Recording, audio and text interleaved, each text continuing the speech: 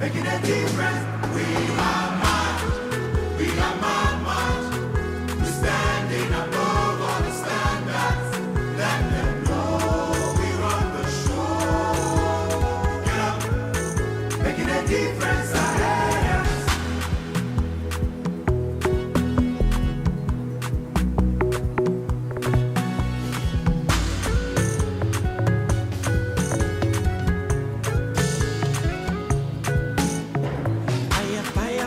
Fire, we bringing energy, oh, To life responsibly. fire, we bringing energy, oh, energy, oh, energy, We oh, are march, mad, we are march. We're standing above all the standards. Let them know let them we know. run the ship. Get up, We are march, we are march. mad, oh, We're standing above all the standards. Let them know we run the show. run the show. Get up, making a difference ahead. Asahim, we are Sahim. Asahim, we are Sahim. Asahim, we are Sahim. Get up and move, get up and move. We are march. We're standing above all the standards. Let them know we run the show. Get up, making a difference ahead.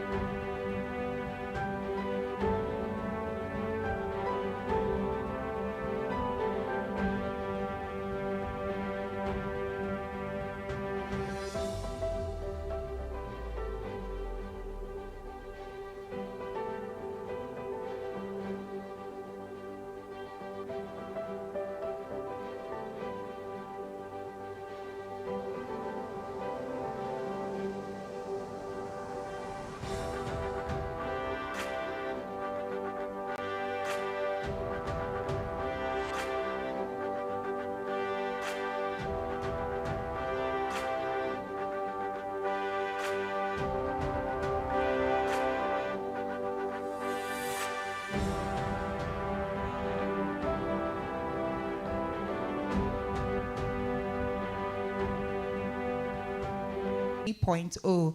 It's indeed an honor to be here with you this morning, but I will not be doing this alone. I have with me... My name is Ilushade Uluwatuminu Philip. Welcome again to Asharami Square. You're looking very amazing. Thank you. And it's great to see all the amazing faces here, looking very well dressed and looking bright. Welcome again to Asharami Square. Okay, before we get right into the event, we have amazing people here with us today, and that is everybody sitting here today. You're all distinguished, amazing gentlemen and women. But please permit me to recognize some people who have joined us here today. I have with me the Managing Director of Asharami Synergy Limited, in person of Nomso DK. Thank you so much for joining us. A round of applause for him, please. Thank you.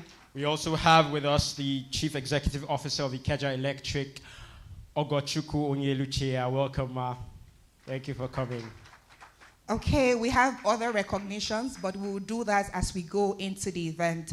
We'll be starting very soon. Just permit us, give us a few more minutes, and we'll get right into the most amazing events happening on planet Earth today, which is Asharami Square 3.0. Thank you, everyone. So please fasten your seatbelts. We're going on 30,000 feet of impact. Are we ready? Thank you very much.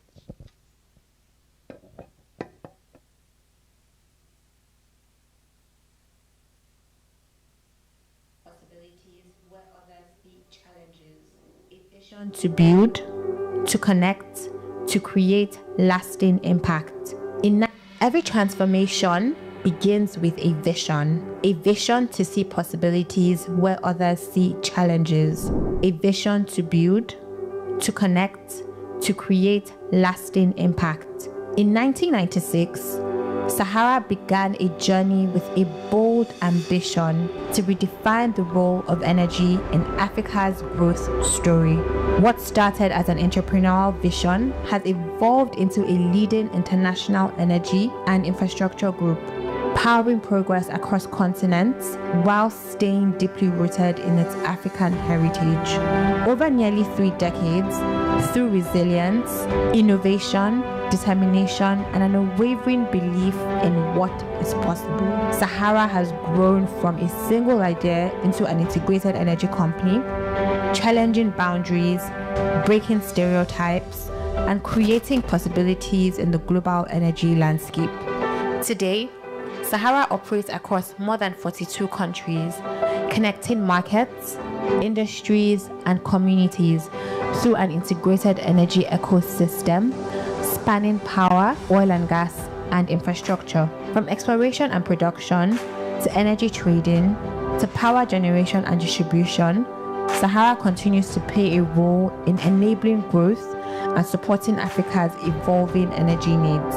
In 1996, a group of young African entrepreneurs dared to dream, to prove that an indigenous African company could compete on a global stage.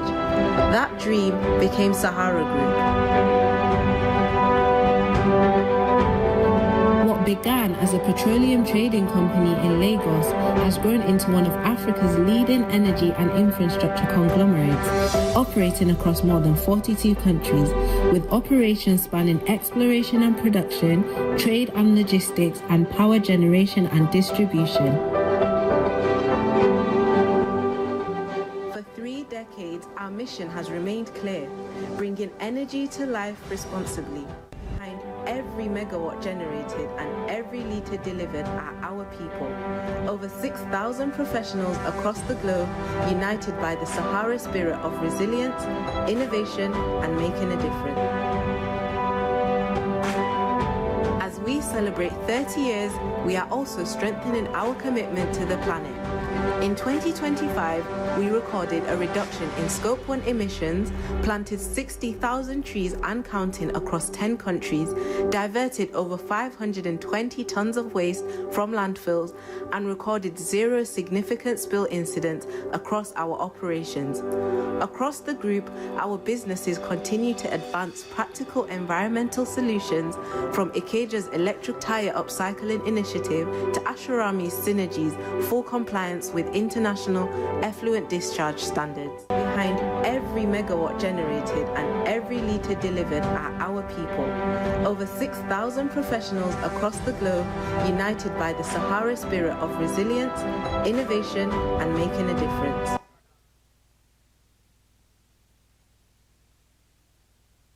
Solutions across the full value chain, from exploration and production to trading, storage, distribution, power generation, and infrastructure development.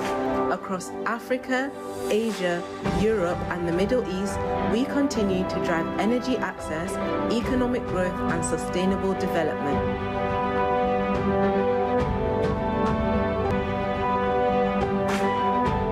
We celebrate 30 years, we are also strengthening our commitment to the planet.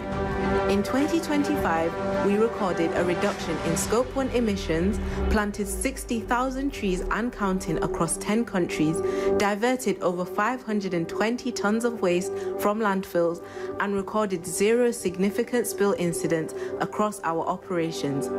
Across the group, our businesses continue to advance practical environmental solutions, from Ikeja's electric tire upcycling initiative to Asharami's synergies, full compliance with international effluent discharge standards. Through the Sahara Group Foundation, we continue to invest in lives and communities. In 2025, we reached over 180,000 stakeholders and entrepreneurs, while the Sahara Impact Fund empowered innovators across 8 African countries. Over the years, our Go Recycling program has paid more than 93 million naira to over 1,500 households, turning waste into income and creating value for communities. Across 9 countries, our volunteers also delivered 8 community projects, advancing inclusive and sustainable impact. Responsible growth is built on resilience, profitability, and long-term value. In 2025, Sahara Group reviewed and updated its sustainability strategy to strengthen ESG governance, deepen climate risk integration, improve operational efficiency, and advance responsible value chain practices. Guided by board-level oversight, participation in the United Nations Global Compact, and a continued commitment to net zero by 2060, the strategy positions Sahara for sustainable growth across the short, medium, and long term. As we look beyond 30 years, Sahara Group remains committed to shaping a more sustainable energy future. Born in Africa and operating on a global stage, we are bridging today's needs with tomorrow's possibilities through innovation, inclusion, integrity, and creating enduring impact across the markets we serve. 30 years of making a difference, and this is only the beginning.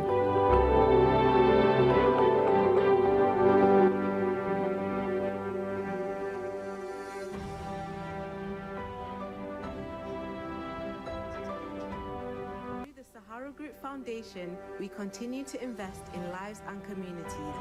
In 2025, we Welcome again, distinguished ladies and gentlemen. This is Asharami Square 3.0, and it is indeed an honor to welcome you all to this amazing session.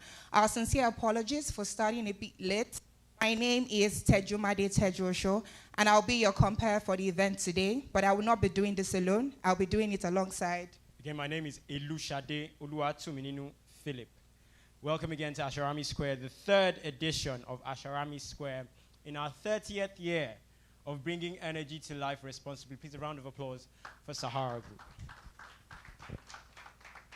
Okay, in case you were wondering, Asharami Square is a Sahara Group initiative aimed at driving thought leadership, policy think tank, and impactful energy and sustainability journalism across Africa. It's not the 1st edition, it's not the 2nd, but it's the 3rd edition. A round of applause for Sahara Group, please. Do I have participants who attended the 1st edition? By show of hands, amazing. Who attended the 2nd edition? Okay, and now you are here again for the 3rd edition. A round of applause for yourselves, please. The Asharami Square convenes leaders from government, industry, finance, academia, development institutions, and the media to exchange ideas, influence policy conversations, and strengthen public understanding of critical energy issues. And this year, the theme is Energizing Africa's Future, Legacy, Impact, and Transformation. And so very quickly, we'll just be moving on. But before we start, we'll be calling on Ahmed Jamiu, the safety officer of Radisson Blu, to please lead us on the housekeeping rules. Thank you very much.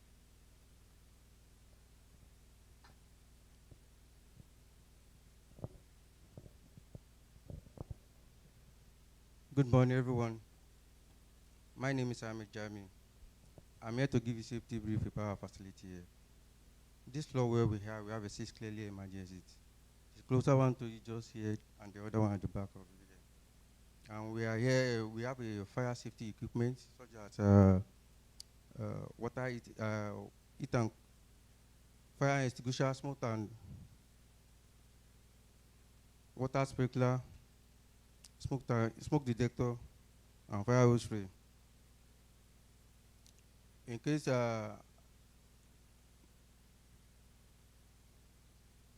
during your event, fire alarm goes off, we urge you to remain calm where you are.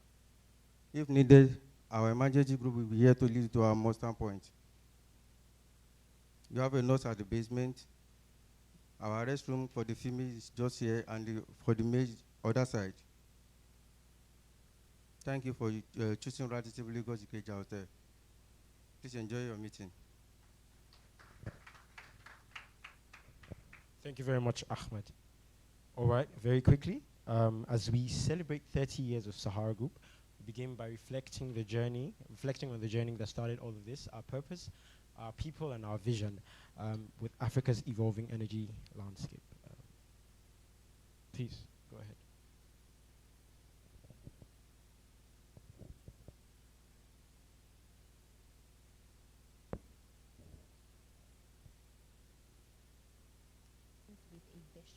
A vision to see possibilities where others see challenges.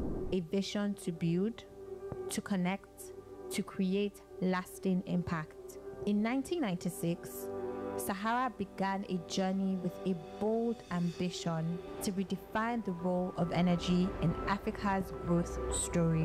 What started as an entrepreneurial vision has evolved into a leading international energy and infrastructure group, powering progress across continents while staying deeply rooted in its African heritage.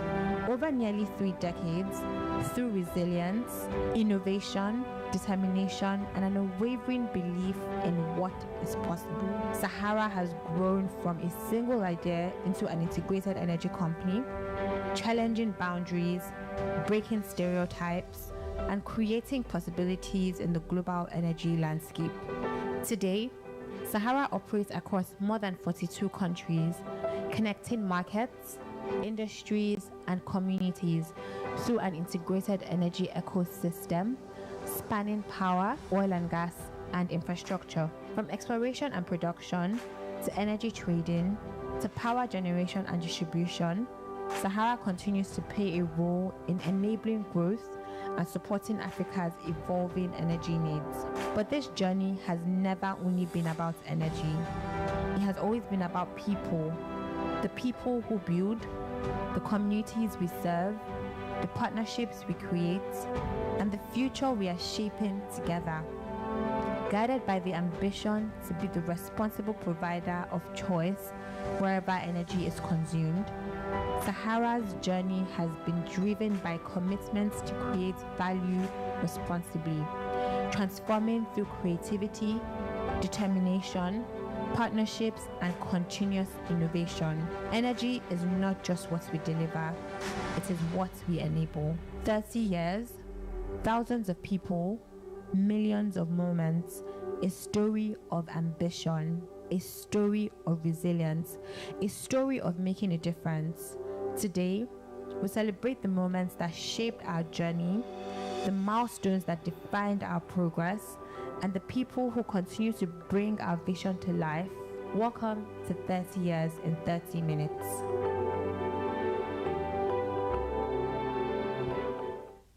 Okay, welcome to 30 Years in 30 Minutes. And welcome again to Asharami Square 3.0. If you're just joining us, we are here at Asharami Square 3.0, and we'll be moving very quickly to the welcome remarks.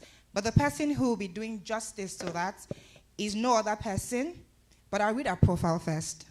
Ejiro Gray is a distinguished lawyer, an expert in corporate governance and sustainability, with a track record of driving impactful ESG strategies across Africa.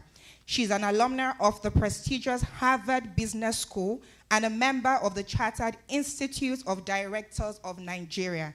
Ejiro currently serves as the Executive Director of Governance and Sustainability at Sahara Group, a leading energy and infrastructure conglomerate operating across multiple countries.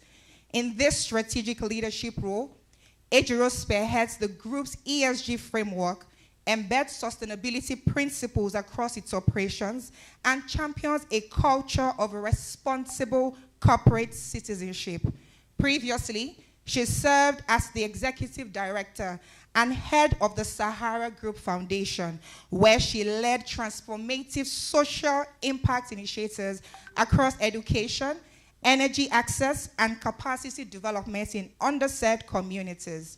Earlier in her career, Ejiro held the role of Pioneer Group Company Secretary for Sahara Group, where she was instrumental in strengthening corporate governance structures and compliance systems across the organization. Ejiro is an active member of the Women in Energy Network, a premier advocacy and networking platform advancing the role of women in Nigeria's energy value chain. She's also a life member of the Nigerian Conservation Foundation, reflecting her enduring commitment to environmental stewardship and biodiversity conservation.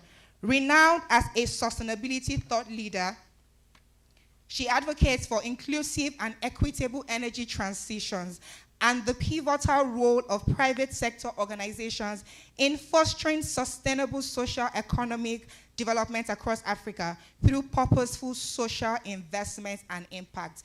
In case you were wondering, that is the Director of Governance and Sustainability, Ejiro Gray. Welcome for the welcome remarks, my own director.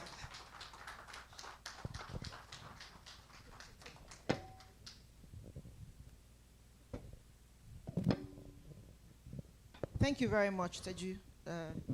Made me wonder for a moment who you were talking about. But anyway, good morning, distinguished guests, colleagues, members of the media, partners, and friends of Sahara Group. Welcome to Asharami Square 3.0 this year. This has become an annual event, and it gives us great pleasure to have you here, honoring our invite, taking time off work to be here, to brainstorm with us, to share your thoughts with us, and we all leave here better educated, better informed at the end of the day.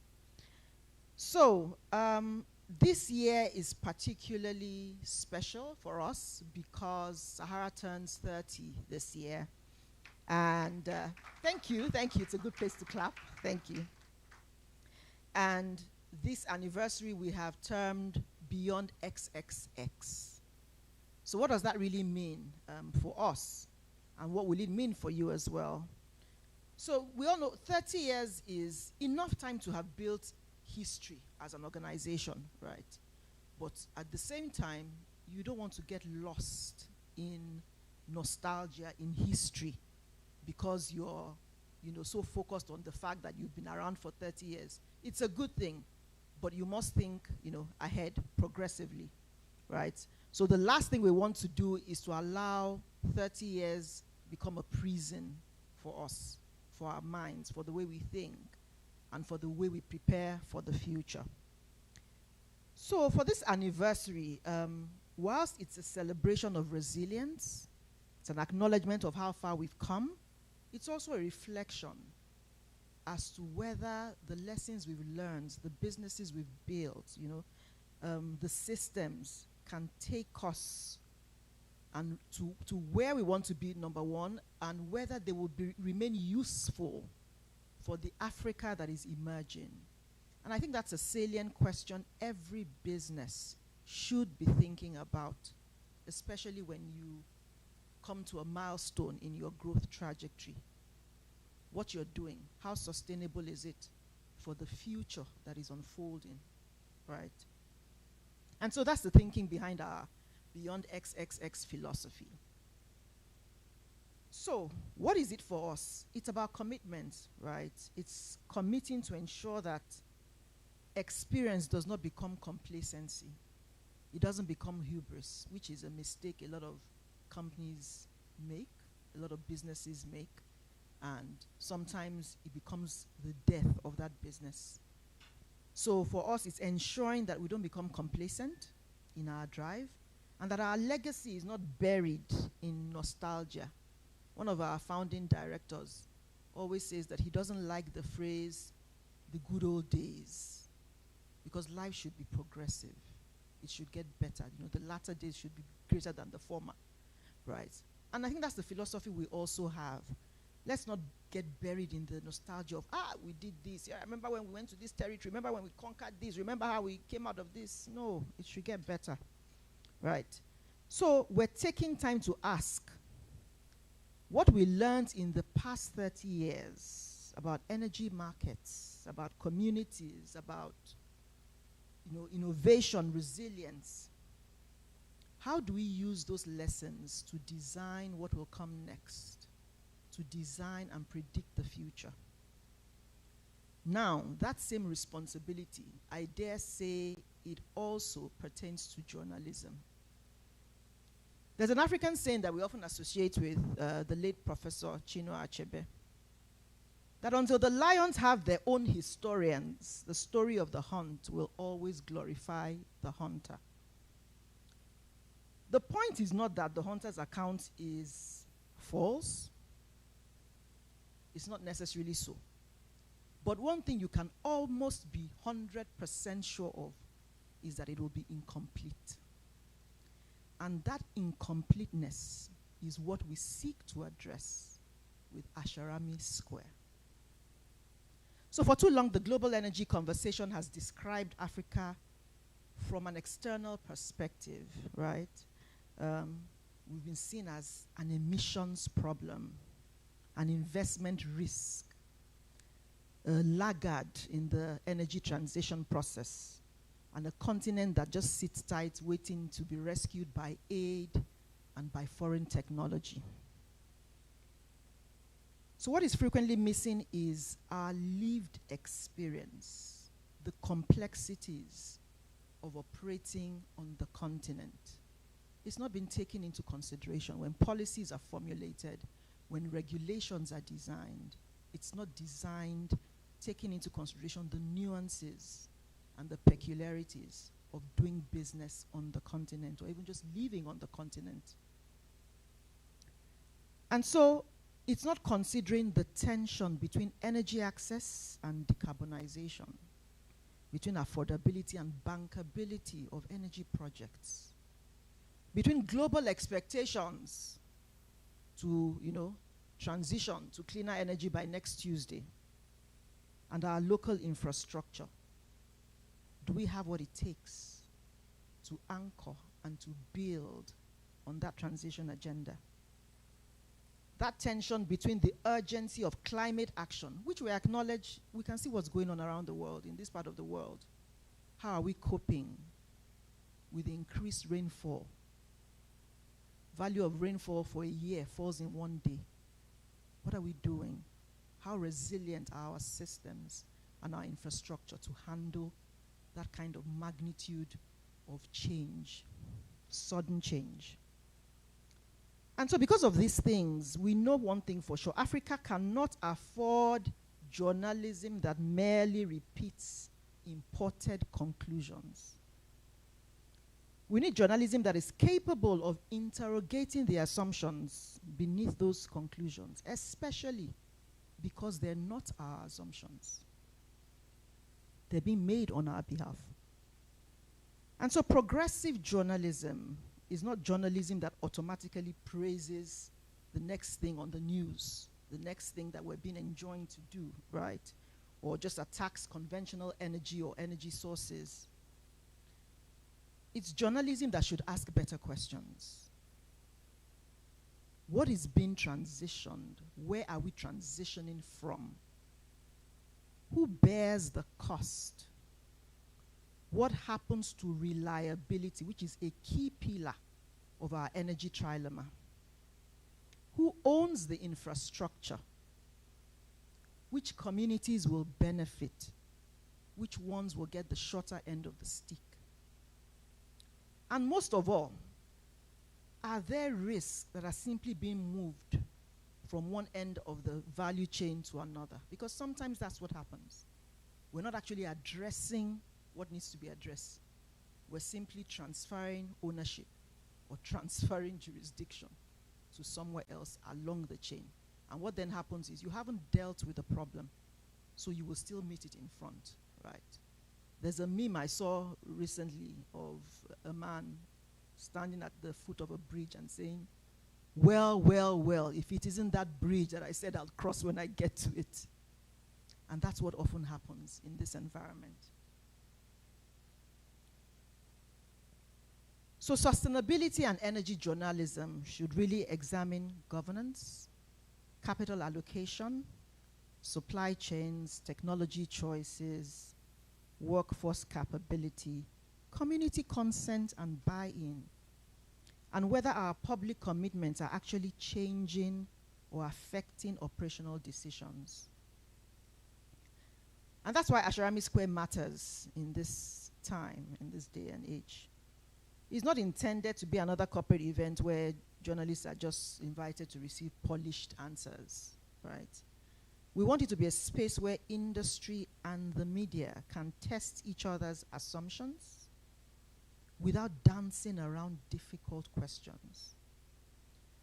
Sahara has, the breadth and span of operations across the energy value chain, which is good, which means that we have the experience, right?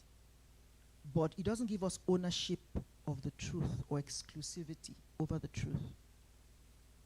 Now, the quality of Africa's energy future will depend to a very large extent on our willingness to place competing perspectives in the same room without avoiding the discomfort that sometimes comes with confronting truth.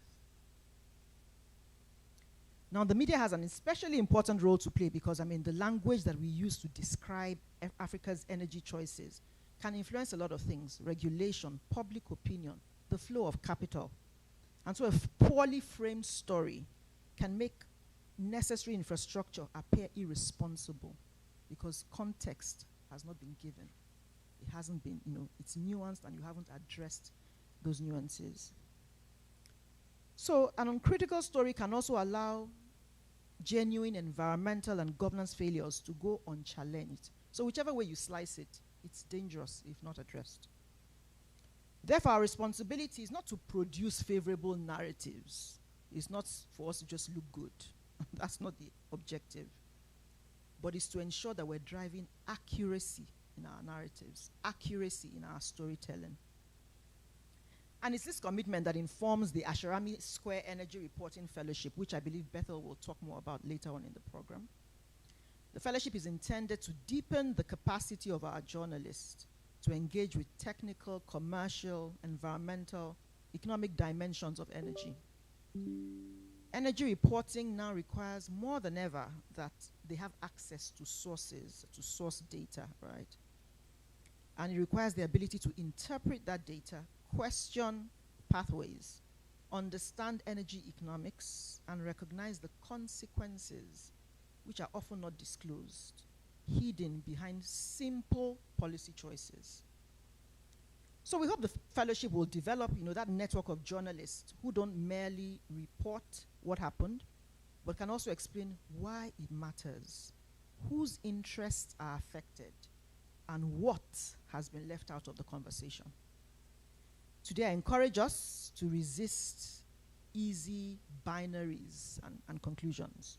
So let's not make it about fossil fuels versus renewables, energy access versus transition, profit versus sustainability, industry versus media. It shouldn't be about that. Africa's energy reality is far more demanding than that. And so the truth is it requires trade-offs, yes.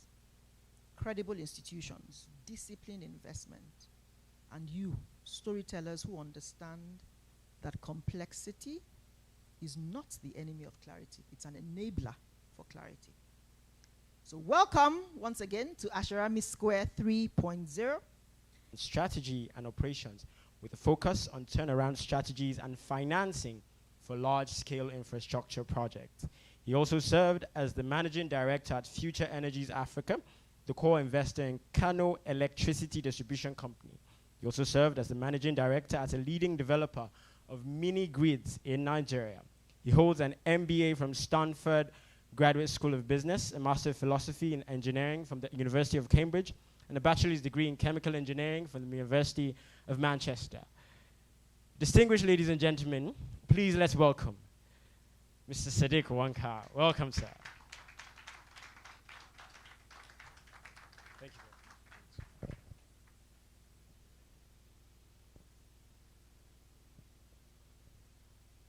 Hello, good morning. Good morning, everyone. Excellent. So,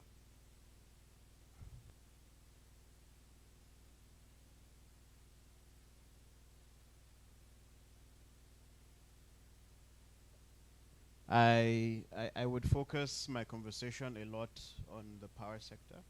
It's where I work, and I think I would share much richer perspectives through that, and I'm sure you would see cross-cutting themes across many of the conversations that have already started and that would continue throughout the day. Can we go to the next slide, please? So I think maybe this is information that we mostly know, right? When you look at the electricity situation in Nigeria, we often start talking about access and energy poverty. And Nigeria is really lagging behind, right? In terms of whether you're looking at per capita, consumption of electricity, whether you're looking at the stock of infrastructure that we have.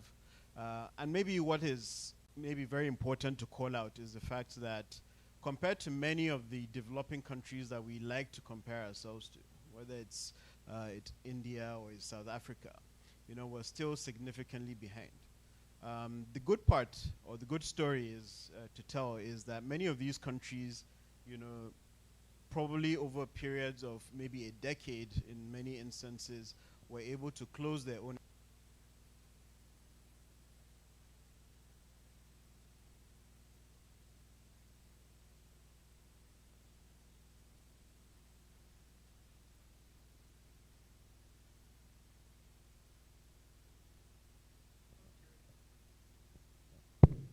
Over periods of a decade in many instances, you'd see that many of these countries were able to close the electrification gaps that exist.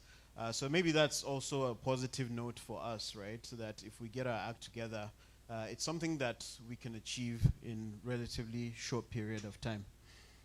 So maybe we'll move to the next slide. In terms of the investment need, right? If you look at what we're spending today, across the electricity value chain, from generation to transmission to distribution, it's probably somewhere in the region of $1 billion in investment, public and private. And if we really want to close this electrification gap, and if we want to meet the aspirations that we have set for ourselves for universal access and for sufficient power for industry, we essentially have to 10x that level of investment. And maybe something to call out with these numbers.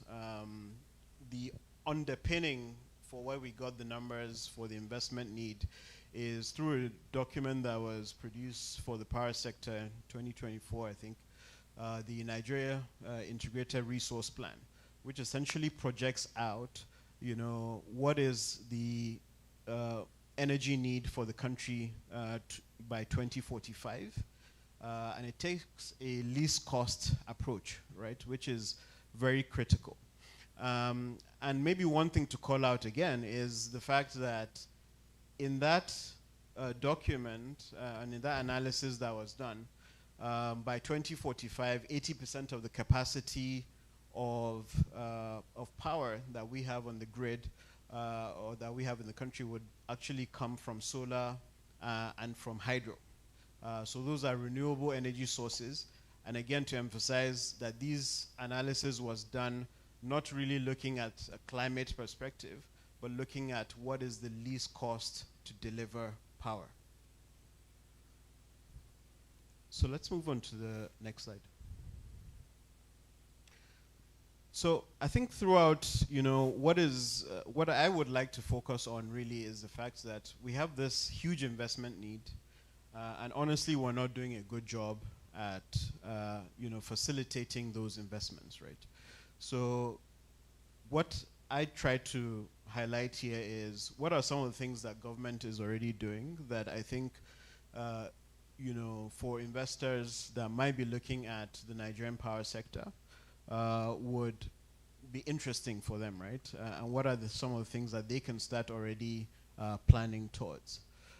Starting from sector governance, as you know, the Electricity Act of 2023, which was essentially the first law that the president signed into law, essentially further liberalized the sector, right? Allowing much greater participation by subnationals. I'm glad that we also have the Lagos State Electricity Regulatory Commission chairperson here. So that's a direct, outcome of the Electricity Act 2023, right? And you would see that a lot of states have started, exercising their powers, not just in assuming regulatory control, but also in investments that have been happening. You're seeing, hundreds of millions of dollars, at least in PPPs that have been announced by the Imo State government with their plans to also take over the Egbema power plant that is in Imo State.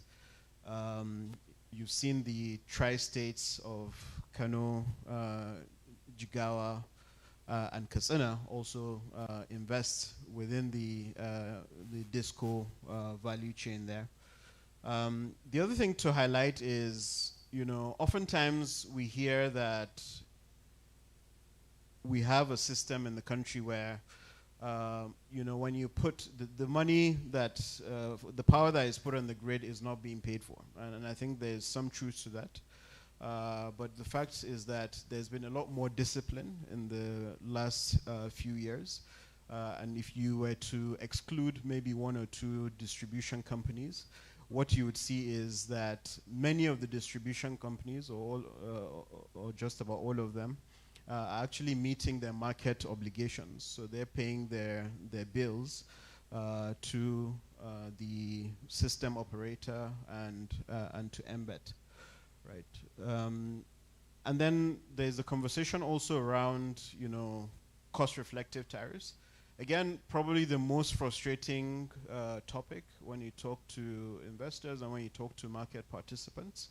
But I think for me, I see it as a journey. And it's a journey that was started. It started with the move of Band A to cost reflectivity. And it's been difficult to move, the rest of the sector to cost-reflective tariffs without necessarily, ensuring that we have all the backstops for some of the vulnerable households. But that is official government policy now, that it would happen. So it's just a question of timing, right?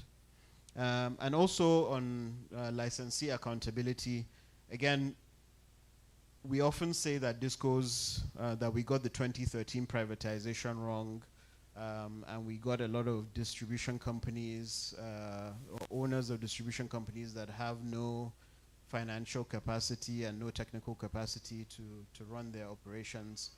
And there's some truth to that, but we also should ask ourselves the question and realize that probably 8 out of those distribution companies that existed then have all changed owners.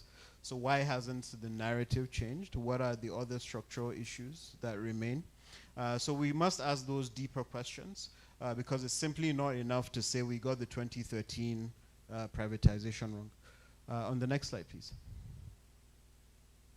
And for me, probably the biggest thing I try to emphasize if I were talking to people that are looking to invest in the power sector is really to highlight the fact that as things stand today, right, there are many opportunities for you to make investments and ring fence your investments in a way that you're not exposed to many of these structural issues that people keep complaining about, whether it's tariffs, or you know, whether it's you know, discourse not paying you your money. There are many suites of products that the regulator at the national level has done, and I'm sure many of the subnational regulators would also adopt, right? A simple example is, you know, if you look at the Aba ring fence, right, where an investor has gone in, has invested in generation capacity, and is also essentially at an embedded level putting energy into a distribution network that they own, right? So there's no kind of exposure to what is happening with tariffs, or whether governments has paid subsidies or not, right, in that kind of arrangement. And on much smaller level, I ran a company. We developed a lot of interconnected mini grids. All of these mini grids are completely shielded. We set our tariffs. We sign agreements with communities, right? So they tell us what they can pay. We set our tariffs accordingly. We had no exposure to what was happening, you know, again, at national level on some of these some of these structural issues. And on off-grid, I think probably the biggest success, right, that has happened, you know, there's REA has led probably one of the most ambitious investment programs in off-grid anywhere in the world, really, right? Where you have this viability gap funding based programs like the World Bank DARES program, where, you know, essentially you get subsidies on the infrastructure that you're about to deploy, and that allows you to set much lower tariffs for the communities that you operate in. And also, these subsidies are essentially tied to your performance, so they're not disbursed upfront, but after you've already deployed. So those are things that are tested business models, and you're seeing a lot of investors and a lot of banks, even locally, tapping into those opportunities. And on the broader economy, again, there's been relative stability, and with the removal of subsidy, you know, especially on petrol, what you're seeing is increasingly a lot of competitiveness for alternative sources of power. You know, we always used to say, you know, petrol and diesel were polluting and they were expensive. So now you have a situation where some of those distortions that were still making them affordable relative to grid power are gone, right? So increasingly this is makes it the right time essentially for people to increasingly look towards other alternative sources, including the grid. Next slide, please. I wouldn't go through these slides, but what, again, I'm trying to emphasize is what I started saying earlier, that even in the current climate, there are things that you can invest in and make money, right? One of it is powering industrial clusters. I already gave you the Aba ring fence example, but in Kano as well, you know, a disco that I was a part of, you've seen industrial customers come back onto the grid, you know, in exchange for strengthening of the distribution infrastructure that feeds into them, in exchange for investments in battery energy storage that cleans up the frequency of the power that they receive, and also, you know, gives them a bit of time, you know, to switch to alternative power if the grid were to go down. You've seen things that we've done around bifurcation of feeders. So when you have smaller feeders, you're able to control the quality of power better on those feeders, right? Versus when you have a feeder that is running for 20 kilometers, serving many customers, and anything along that feeder can essentially cause failures. On transmission, probably one of the things I'm most excited about is the fact that now with the new Electricity Act, private players can operate transmission. So not just that you can invest as it was previously, but you can operate, and it doesn't have to be the transmission company of Nigeria. We're kind of working now with the national regulator to finalize the Transmission Infrastructure Fund, which hopefully would come on at the end of this year, essentially to do some of the early stage investments on transmission projects that private sector can own and operate. Small and large hydropower, again, it's cheaper power, so people that do get concessions and operate would never be short of people that would purchase that power. Next slide, please.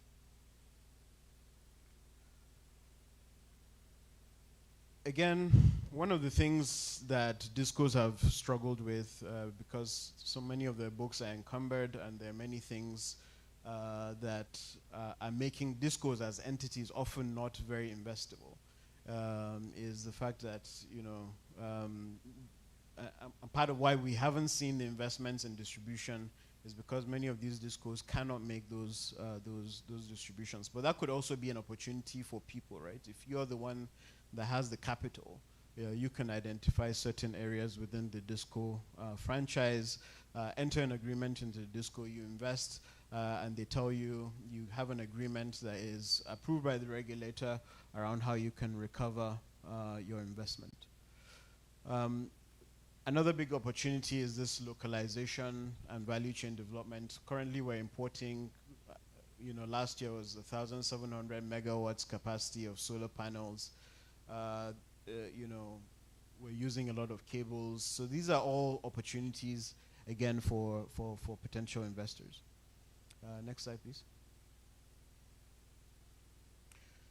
So again, maybe I wouldn't go line by line here as well, but just to highlight that clearly there's still things that are yet to be done. On the governance front, we've recently seen the announcement on the Presidential Task Force on Power Reset and Restoration. So that the operationalization of that we haven't seen. We've seen the launch of the National Electricity Strategy and Policy, but we haven't necessarily seen the announcement of the implementation plan that accompanies that.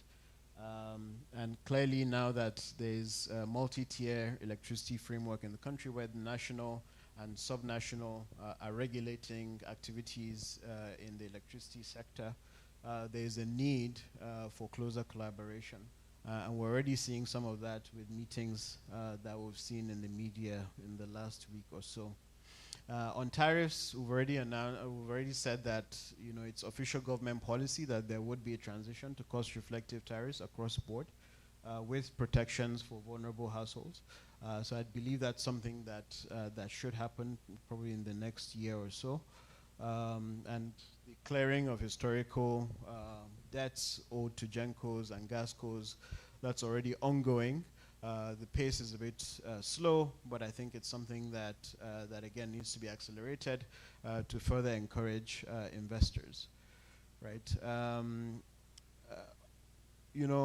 On the operations side of things, where there are many metering programs that would probably nearly completely close the metering gap that currently exists of around 7 million meters.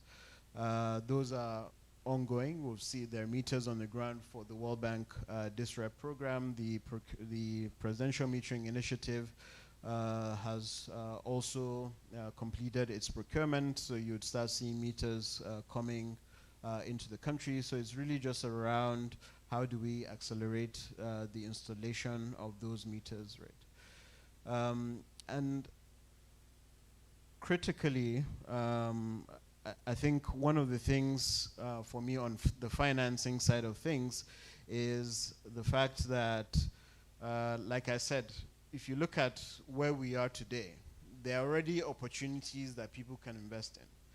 But why haven't they done so, right? And I think a big part of the picture is that the financing landscape hasn't really gotten its act together to identify those opportunities, to develop them, and then to kind of crowd in investments for those opportunities. And that's part of the work we're trying to drive, nominating an existing institution to be a nodal financial institution for the power sector that kind of does this and helps to catalyze investments for the sector. Next slide, please. And so in closing, right, like I started, for me, it's very good that I think there's alignment in terms of whether you think around, when you think around the climate ambitions that we have, those already align with what is least cost in terms of delivering power, right?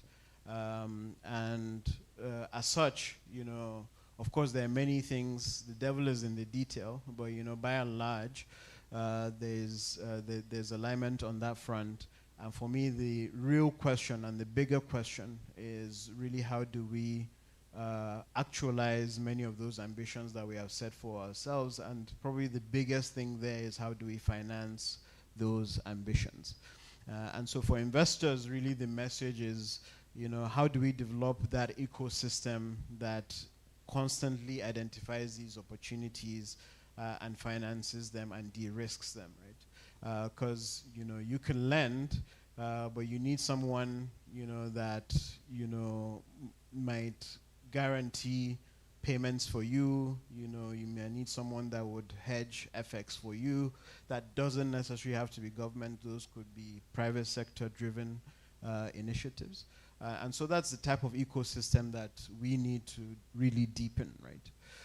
And on development partners, I think, again, the main point is that the plans are there, right? And how do we really ensure and support the country, towards actualizing them, and essentially also helping to drive the advocacy for investments towards those opportunities. And as was said earlier, on the media and journalism side of things, there's definitely need to deepen understanding of the nitty-gritty of things that are happening on the reform side, on the investment side, and on market participants, right? Because that's the only way you can really question what is happening. I often see, every media channel probably, covering when there's a grid collapse, but who really does the deep dive as to why these things are happening, right? And really be proactive in calling out those things that are leading to those collapses as opposed to the symptoms themselves. And I think that can only come with deeper engagement and with deeper understanding. So I'll end there. Thank you so very much for listening.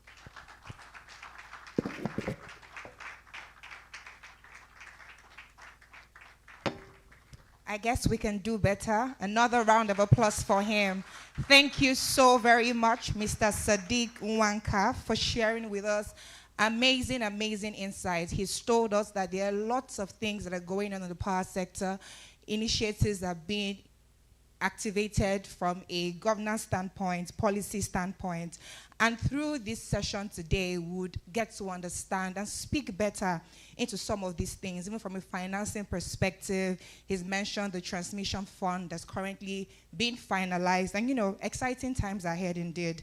While we're still going through the 30 years in 30 minutes, we'll now be looking at another very short video that just sets the tone on the founding vision for the organization that we've now come to know, Sahara Group, that has been in existence this year for 30 years. So please join me as we watch this very short video. Thank you.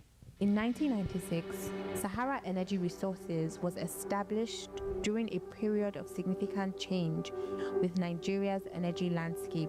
Liberalization was creating new opportunities, global markets were becoming increasingly interconnected, and indigenous participation within the sector was beginning to expand. Rather than seeing uncertainty, Sahara's founders saw endless possibilities. Built on entrepreneurship, integrity, resilience, and long-term relationships, the company entered one of the world's most competitive industries with an ambition that extended beyond trading energy products.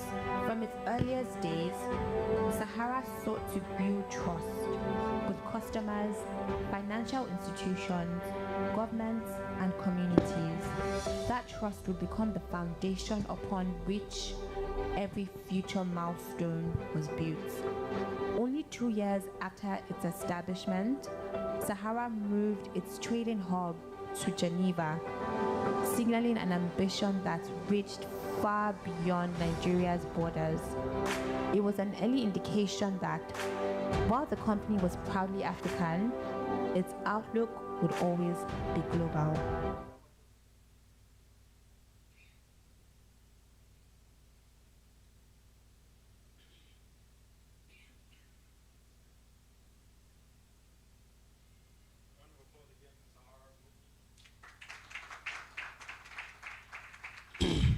You would agree with me that 30 years is not beans, is it? Yes. Another round of applause for 30 years. I'd have said we should clap 30 times, but let's keep it down a little. All right, thank you. So very quickly, we're going to be going on to the panel session, which the title is Follow the Money, Who is Funding Africa's Energy Future? And you know, one of the things that our keynote speaker noted is that the investor's ecosystem has to be clear, because anyone who is investing has to see that there's going to be return on investment, right? And so we're actually asking that question about who is actually funding Africa's energy future. Please allow me to welcome the moderator, Adebi Olusholakwe, the Associate Editor, Africa for Argus Media. Welcome, sir. I'd also like to welcome Mrs. Kemi Awodein, the Managing Director of Chapel Hill Denham.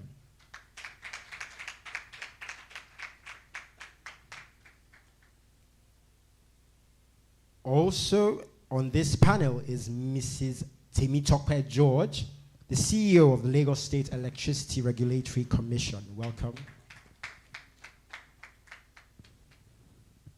And next we have Professor Abigail Ogwezi Indisika, the Director of Continuing Education in University of Lagos. I hope I did not murder the name. Thank you very much. So I'll hand over to Mr. Adebi. Good morning, everyone. Thank you to the Sahara Group for putting this event together. Happy 30th anniversary, and congratulations on sustaining the Asharami Square for 3 editions and counting. Thank you to everyone who is in this room. Welcome to Follow the Money. Who is funding Africa's energy future? Follow the money. Who is funding Africa's energy future? We will explore the evolving landscape of energy financing of this distinguished panel. But the intelligence of everyone in this room is crucial. I don't know it all. Even all the things I know I can't say. So I'll be counting on you to intelligently fill in the gaps. Thank you in advance. Charity, they say, begins at home. So we will also focus on the Lagos and the Nigeria experience without compromising the continent-wide scope of our investigation into who is funding energy in Africa today. Who is funding energy in Africa today? The Sahara Group. Just yesterday, Asharami won the Niger Delta Shallow Water oil block PPL 2A41 in one of the most keenly contested licensing round in Nigeria's history. So if we study the Sahara group closely, we will begin to get some answers to the question, who is funding Africa's energy future? The members of this stellar panel stand at 3 critical coordinates of the location of energy and finance in Africa today. And so, if we learn about them, if we learn about their work, we will begin to see who is financing the future of Africa's energy. So let me start with you, Mrs. Audeni. Could you tell us, in the deals, the energy deals you structure, could you tell us 2 things that you do as disciplined practice that contribute to the success of the energy deals that you structure?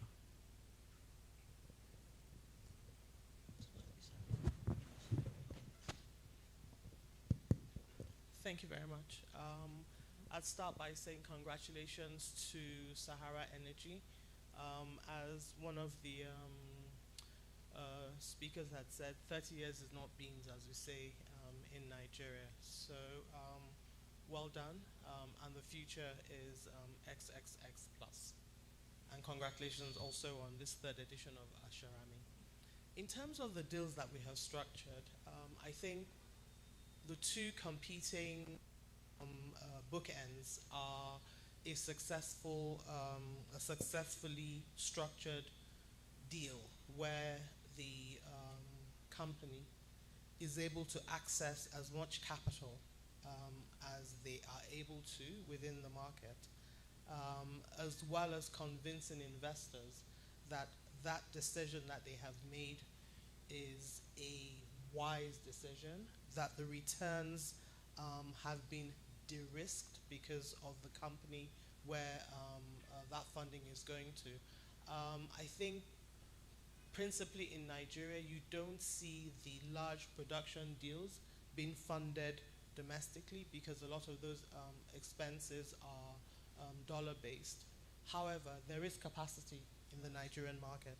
If we look at what happened during banking recapitalization over the last couple of years, between 2026 and 2028, all of the banks who crossed their capital hurdle raised totally, mainly from our domestic markets, about 4.6 trillion naira. Right. That's about $3 billion. So there is money domestically. And for me, it's for us to begin to transition to the space where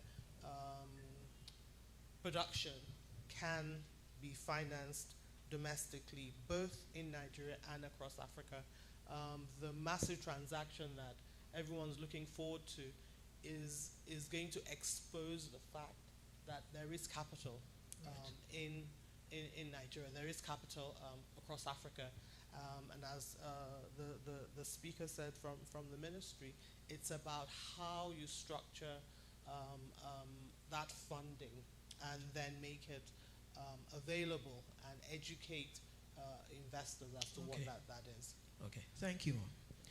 Mrs. George, you have led private-public partnerships from both sides of the table.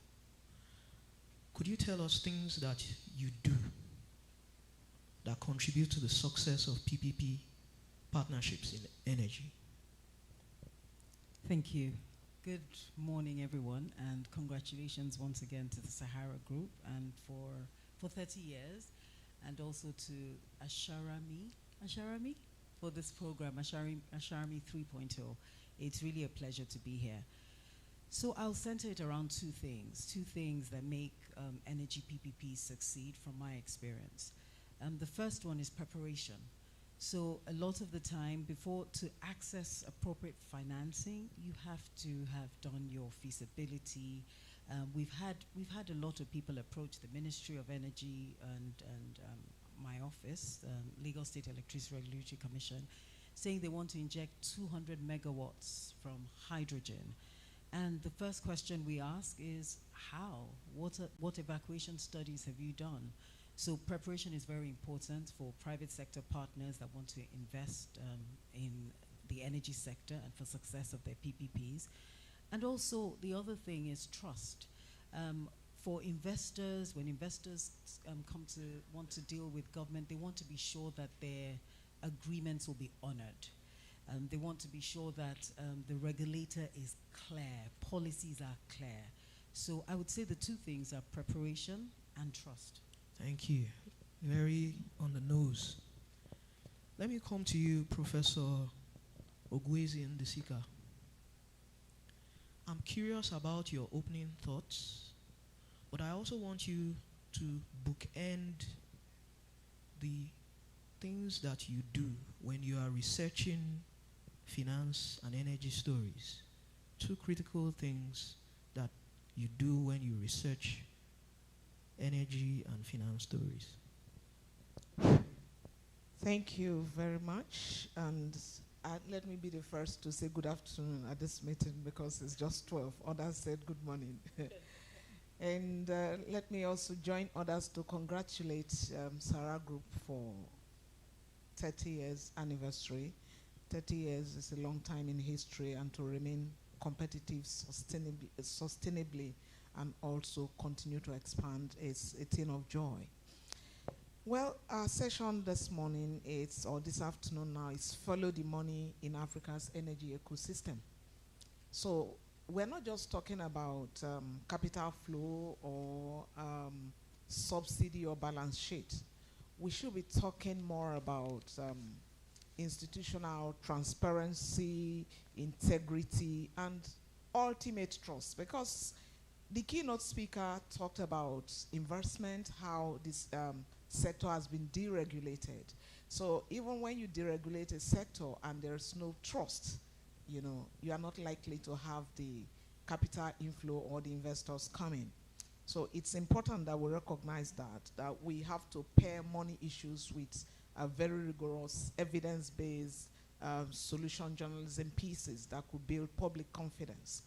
And I'm happy that the fellowship is adopting the SOJO, solution journalism approach to reporting.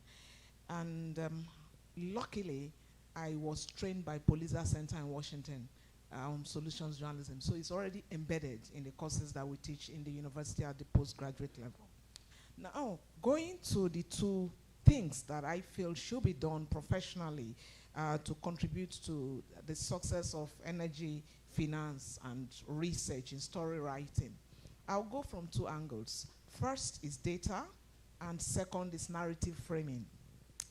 Now, looking at data, ground legwork helps you to tell the truth. So when you want to do a very good story, you have to look at three possibilities of how you source your data. Desk research, and most times people get from ESG reports, press releases, government documents, and what have you. Fantastic, very nice. But for you to do a good solution piece, you need more of observation, and you also have to do interviews. So you must have multiplicity of data sources. And the truth is a thread. It will run through three of them. Last year, I was a speaker at an environmental journalism project. And a major issue that came out in most of the reports were that the corporate bodies, we always tell the stories that we tell from the perspective that suits them.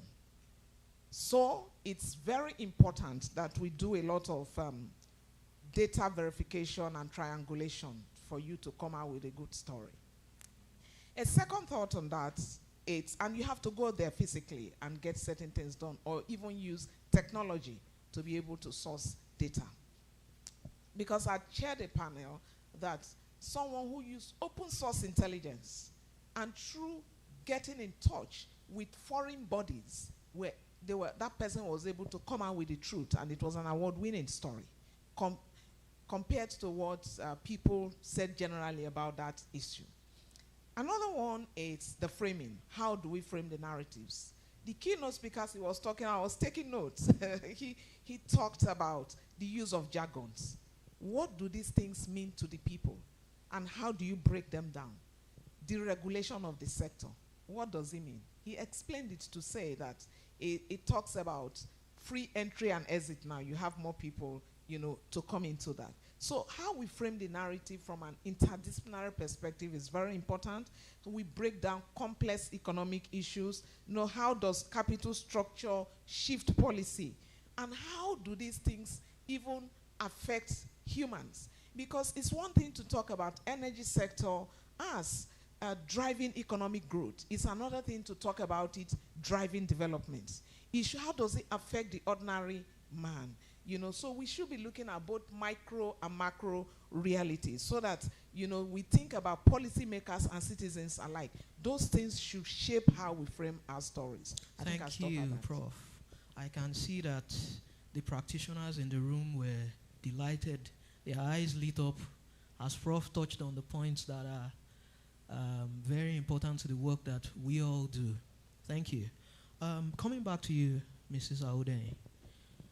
Lagos state bonds. So Africa, we have 54, 55 countries, depending on whether you count the Western Sahara. And to go case by case, we won't leave here today. And the presidential advisor has been so helpful in covering the broad scope of the Nigerian energy landscape. I would like you to speak to us about the Lagos bonds, the Lagos state bonds. This is a cutting-edge financing vehicle, especially the green bonds. But because we are thinking about who is financing Africa's energy future, I would like you to focus on the bondholders, the different categories of bondholders. What's their politics? What are the interests that make them include particularly the Lagos green bonds in their portfolios, so that we will come away from this panel with a clear picture of the kinds of entities that are investing in energy in Lagos and by extension Nigeria and Africa. I will try to break it down as quickly as I can. So Lagos State has been issuing bonds into the Nigerian capital market now for about almost 2 decades. And I think one of the takeaways from Lagos State and the use of bonds to finance infrastructure in Lagos is the fact that they understand the criticality of diversifying their funding sources. Now, if we use Lagos State bonds and the investors as some sort of lens for investing in energy, and we focus on the green bond, if we want to speak to sustainability, Lagos State had initially issued bonds to retail investors, and that was very well received and was oversubscribed. Subsequently, Lagos State has issued bonds through more a wholesale process where it's going to institutions and it's going to high net worth individuals and such wholesale investors. Now, the largest pool of funds in Nigeria comes from the pension industry, but the pension industry is not eager to just invest in anything if it doesn't see governance, it doesn't see discipline, and it doesn't see adherence to existing pension laws. So when we think about who has those bonds in their portfolios, it'll be asset managers, it'll be some insurance companies, it'll be the pension funds, it'll be high net worth individuals, and it'll be institutions who are looking to diversify their portfolio. Now, the green bond, being a first subnational in Africa to issue a green bond is actually quite instructive when you think about the issue of sustainability. And sustainability is a critical issue in the energy sector. It's, you know, I won't go into all the dynamics and the mechanics of a green bond, but you know, this is not about greenwashing. This is about ticking the box as a green bond. So in a nutshell, Lagos State just showcases the fact that there is the opportunity out there to raise capital in Nigeria, across Africa, and that people are looking for to include sustainable instruments in their portfolios. Very helpful. Thank you, Ma. And I should add that Chapel Hill Denham, the investment bank that she's the managing director of, is front and center of the Lagos State bonds, particularly the trailblazing green bonds. Thank you, Ma. Mrs. George, Mrs. Awodenye has given us a very sharp depiction of who the existing investors are. What I would like you to do, based on your experience, is tell us those potential investors who could be investing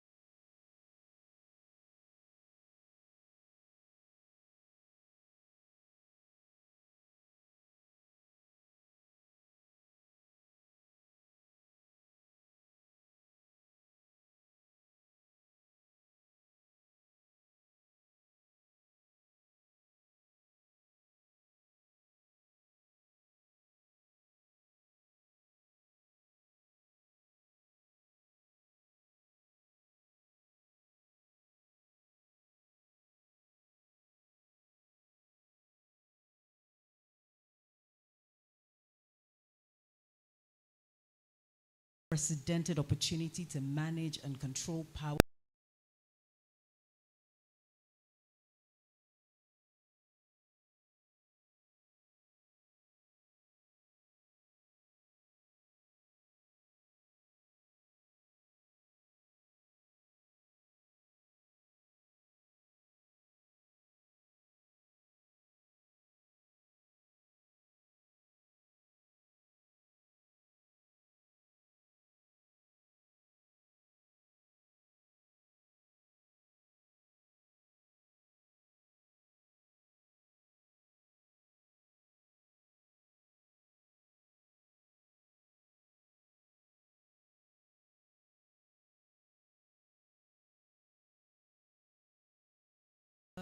The SA Power and NERC are in engagement to ensure that these areas of multiple regulation or dual regulation are resolved so that we can continue to encourage more investment in the power sector. Thank you, Ma. To underline the point that you've both made, a few weeks ago, the pension fund regulator loosened its rules to allow pension funds invest in the Dangote IPO that's planned. And so I filed a story on this, and my editor is not Nigerian. In fact, most of the work that I do is to try to translate the market dynamics in Nigeria for a global audience. So my editor made an assumption that pension funds would account for a significant amount of the activity that we see in the market and the capitalization in the Nigerian market. So he said, there's a gap in your story. I need you to get me data on this. And when I sent what is the case back to him, he was disappointed. He thought it's standard that pension funds will do more. So thank you for hammering that point. I believe that financiers are in this room. Of course, the regulator is here. So together with the journalists, we need to call on our pension funds to do more, because we genuinely need capital to unlock prosperity for our people. Professor Ogwezin Disikap, let me come to you. Please walk us through a successful investigation that you've seen done by a single journalist, a group of journalists. What was the situation? What did the journalists do very well? And what was the impact of their story? Of course, within energy, or at the intersection of energy and finance. Okay, two critical issues there. Before I delve into the case study, two things you need for a good story: it's absolute trust and also public interest. So if you have absolute trust and balance in your story, it's a good story. Because you are not doing this, it's not a one-sided story. And what is the public interest? I look at a very compelling case of one energy reporting. It talked about cross-border around, I think it's Benue State, how regulatory failure was linked to pollution. And it's around coal mining. These are energy issues. So it was an extensive report. It actually uncovered abandoned public infrastructure projects and in energy-dependent regions. So I will delve into three aspects. That story presented the situation. What is the situation? Then that journalists also went to do the groundwork.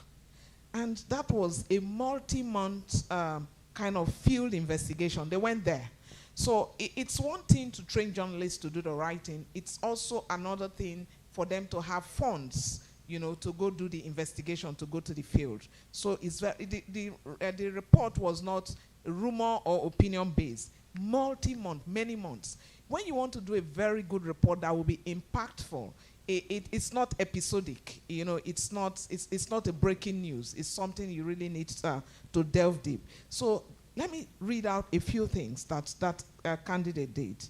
It gather water samples because it led to pollution, did environmental testing, tracked corporate files, what happened there, concession licenses, match budgetary allocations against actual physical execution, and also gave voice to the affected community. That's the interview. You have been there. This was what happened. And let me just also underscore this point, that for you to do an impactful story, it's not to close down businesses.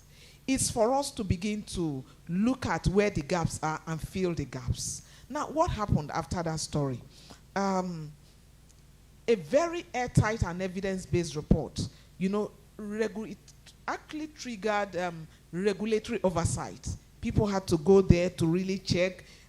They reviewed some of the corporate documents, and there was commitment to environmental remediation, which they did for that particular community. So at the end, it's a win-win. So good stories that are impactful, they don't kill businesses. They actually make businesses do better.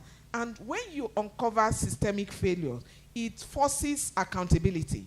And that is why we're here, for us to be more accountable. And that is also in the public interest, because you do things better, the environment is better, the people feel better. So the human angle must be there, and also, the real groundwork. So it's not breaking news if we actually want to do very impactful stories. Thank you, Ma. So this room is full of editors. You see, the editors are clapping.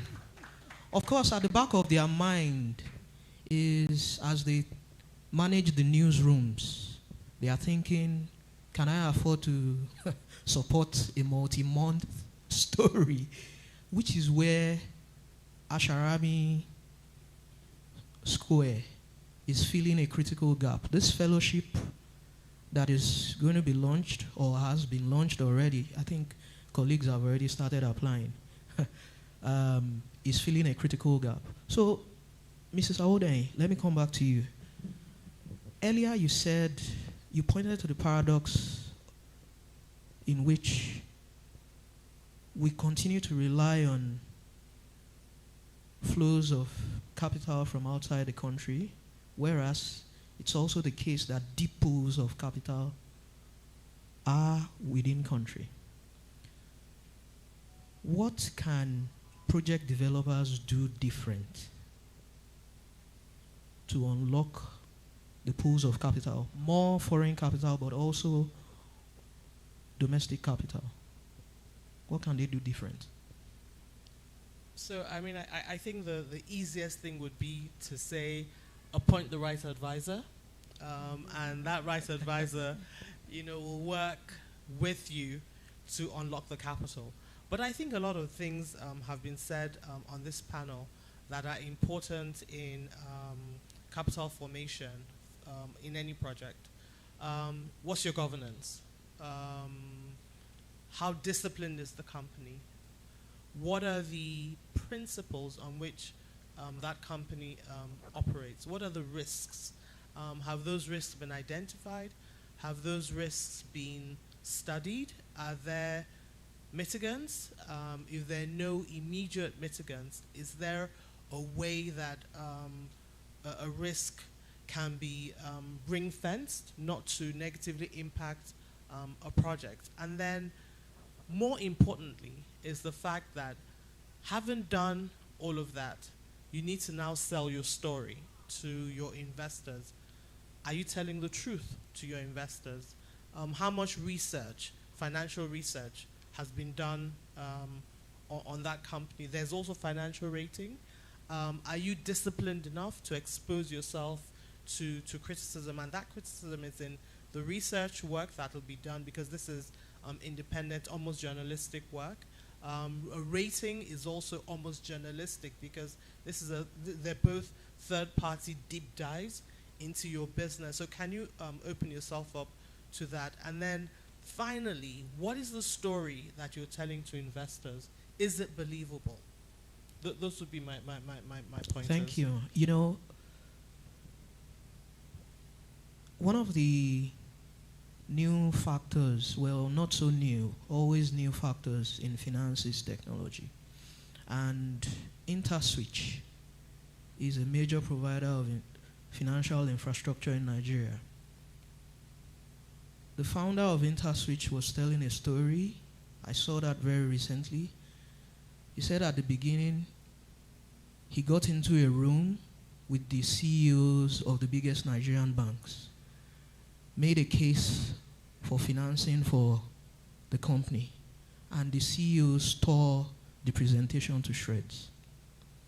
The second time round, they had hired one of the leading consulting firms, one of the big consulting firms, who have been working with banks, and the outcome was different. So to your point about getting the right advisor, that's critical. The vision that Elegbe had is transformative. The evidence is before us today. But that vision could have been put out early by not putting the right groundwork in place, hiring the right advisor. So thank you for that. Mrs. George, as we begin to round up, let me come to you. You've been, like I said earlier, on all the sides of the table. While you were on the other side before you became a regulator, what were the things that used to frustrate you? Government can do this. It may not be easy, but it's simple. If government does this, there will be capital to finance the projects that government wants. Right? Could you just tell us one or two things that are easy wins for unlocking capital that you used to see from the other side of the table that you are already doing in your new role? Thank you. I'm going to talk more about this side of the table and not the other side, right?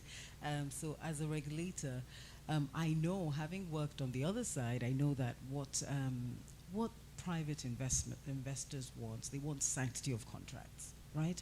They want to know that once they've invested a lot of money into a project, another government comes in, they're going to honor that contract. So when I was on that side, I used to ensure that, make sure that your termination compensation clauses are watertight. And so on this side, what we keep on saying and what we all believe at LASEC and even at the ministries, it's important you set clear policies. Clear policies.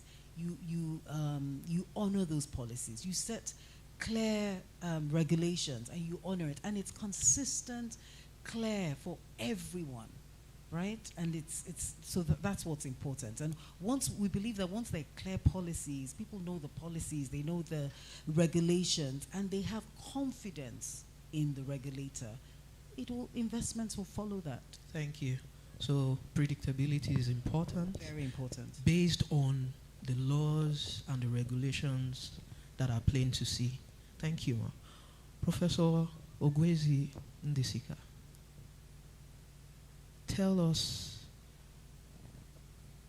what are because it's a point you made earlier, you said investigations are not breaking news. We need to change our disposition. What are things that new journalists who are new to investigation need to do different to deliver the complex stories that are the feature of finance and energy reporting? Thank you for this. First, I'm a scholar practitioner. I'm not just a classroom person. So I've done journalism for over 10 years, and I've researched it. I've also evaluated stories and entries for WSCIG Evolution Income Center for over a decade as well. I've also done for PricewaterhouseCoopers and for many organizations. A few things that we have to do differently. I don't have issues against breaking news or news stories. They are good because it reduces panic if we're able to say this is the issue, we're looking at it. And for those who do corporate communications, they talk about giving out to manage crisis, the holding whatever for the short period. So we have to shift more from event-based, activity-based reporting to cognitive-based reporting. If I were a journalist sitting in this room, this session and the keynote, I would have had over 20 story ideas written that I'm going to deal with. So first, we have to shift from event-based reporting to structural and issues around financial literacy. We have to go beyond surface events, press conferences, press releases, grid collapse, and to begin to read the balance sheet, look at all the issues raised here. We also need, as they were talking, I was writing, money trail through financial disclosures. What is the need for investors? How will they recover their investment? So we can continue to build confidence. So we have to pivot to solutions-based approach. How do we do things differently? Then in terms of stylistics, writing, most times that I read good reports, I get put off because people don't consider audience attention span. So the signature of most stories are verbosity. And so the real issues are lost. The real issues are lost in the messaging. So the message should also be very simple. Length does not equate depth. When you're looking at a story that is very long, does not mean it has depth. So people will tell me that I did a story, part 1, part 2, part 3. How come it didn't win? It's not going to win because you are not doing the right thing. So precision is crucial. Evidence is very important. Primary data, important. Multimedia proofing is important. Photographs, satellite maps, infographics, and balance. We need all that. So we shouldn't just talk about failure. We should also be looking at solutions. What should we do differently? What models are working? Why are they working? Why are they not working? What worked? I was given something to review recently, and it's on out-of-school children. Out-of-school children. And I reviewed that report. A very beautiful report, excellent findings. But the recommendations, I stepped down all the recommendations. And why did I step it down? The evidence, we didn't learn enough. I said, first, this should go and read what is happening in low and middle income countries and sub-Saharan Africa, so that we can learn lessons and now match it with the data we found to now see why those ones are ahead and what should we do differently. So, but all that I read in the recommendation is how to throw money at it. Feed the children, incentivize the parents to keep them. So, but there are children who have been in school without all that. What are they doing differently? So I think that bulletproofing is very important. Learning key lessons, they are very important. So evidence-based, so it's not the length of all that you have told me. What is working? Why is it working? What is not working? Why is it not working? What should we do differently? So that solution is very important, and solution must be based on evidence and key learnings from where those things are also working. Then you contextualize it. So you think global and act local. Thank you, Ma. So we are running out of time, and this panel won't be complete if we don't take questions from the room. So while you are putting together your questions, I imagine that there will be at least one or two questions. I want us to do a quick run through from Mrs. Aoda into Mrs. George to Professor Ogwesi Ndesika. How do we get more women and young people into the positions that you hold today? One of the distinguishing things about this stellar panel, and I know that all the people in this room have been impressed by the depth of expertise, the wisdom that you've put on display. So how do we get more women, how do we get more young people into the roles that you hold? Thank you.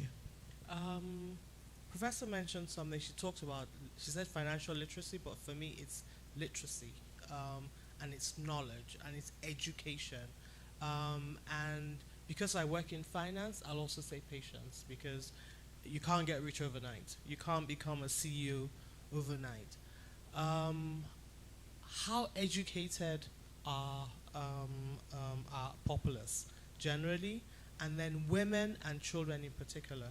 When we talk about people who are out of school, what does the data tell us about the gender bias? Are there more women out of school than men in our country? How do we encourage young people to chart their career? All people see in Nigeria is somebody who's riding a Rolls Royce or driving a G-Wagon, and they want that overnight. Nobody wants the process and the progress that gets you there. When I mentor young people, I tell them that as a young adult living outside Nigeria, I've worked in places where there was no glamour, where it was hands-on, considered dirty work, but it was work that I chose to do because I wanted to travel in the summer. And I learned lessons from some of that has catapulted me to where the position that I occupy today. I think for me, finally, and you mentioned it, you talked about technology. Now, technology is power. But for me, how do our youth use technology to actually acquire knowledge? Not all knowledge is in school. There are things that people can do to enhance their profile. How much of that technology is being used by people rather than staring at your screen and laughing endlessly at sometimes mindless things. Right. How are we using Google? How are we using other tools to educate ourselves and then begin to understand that there's a world out there that we have access to? Thank you, Ma. Mrs. George, young women. So in 2020, the Lagos State Government introduced through the Lagos State Government, through our amiable governor, Mr. Babajide Olushola Sanwo-Olu, and through the Ministry of Establishments and Training, organized this program. It's kind of like a TED Talk. So it was an Alausa talk. And I had the privilege of, presenting because I was a knowledge innovator. So I'd written a book about 10 hacks of working in Nigeria for young people. And I focused on to get a job, to find a job, to get work is a privilege, so work hard. And then I talked about how my dream for the public sector is where a young woman or young man can come into the sector and be promoted, become a PS without waiting until they're tired and about to retire. And on that day, the governor was there, and that speech received a rousing applause. But the second speaker was a young man who had developed an app, an Alausa app. And so right after my speech, she'd spoken before me, but right after my speech when I said that, my dream was for a public sector where you're not waiting till you're 60 or, tired before you retire. You can also, get promoted while you're still young and strong and vibrant, able to, productively contribute. The governor immediately promoted, that guy was a level 9 officer, and he was immediately promoted he was meant to go from 9 to 10 or 10 to 11. He was promoted to level 12 because of that innovation. So in Lagos State Government, there are opportunities for women. Half of the PSs are women. A lot of people heading agencies are women. And young people are also given opportunities to thrive in the Lagos State Government public sector. That's encouraging. Let's have more of that. Prof, final words before questions.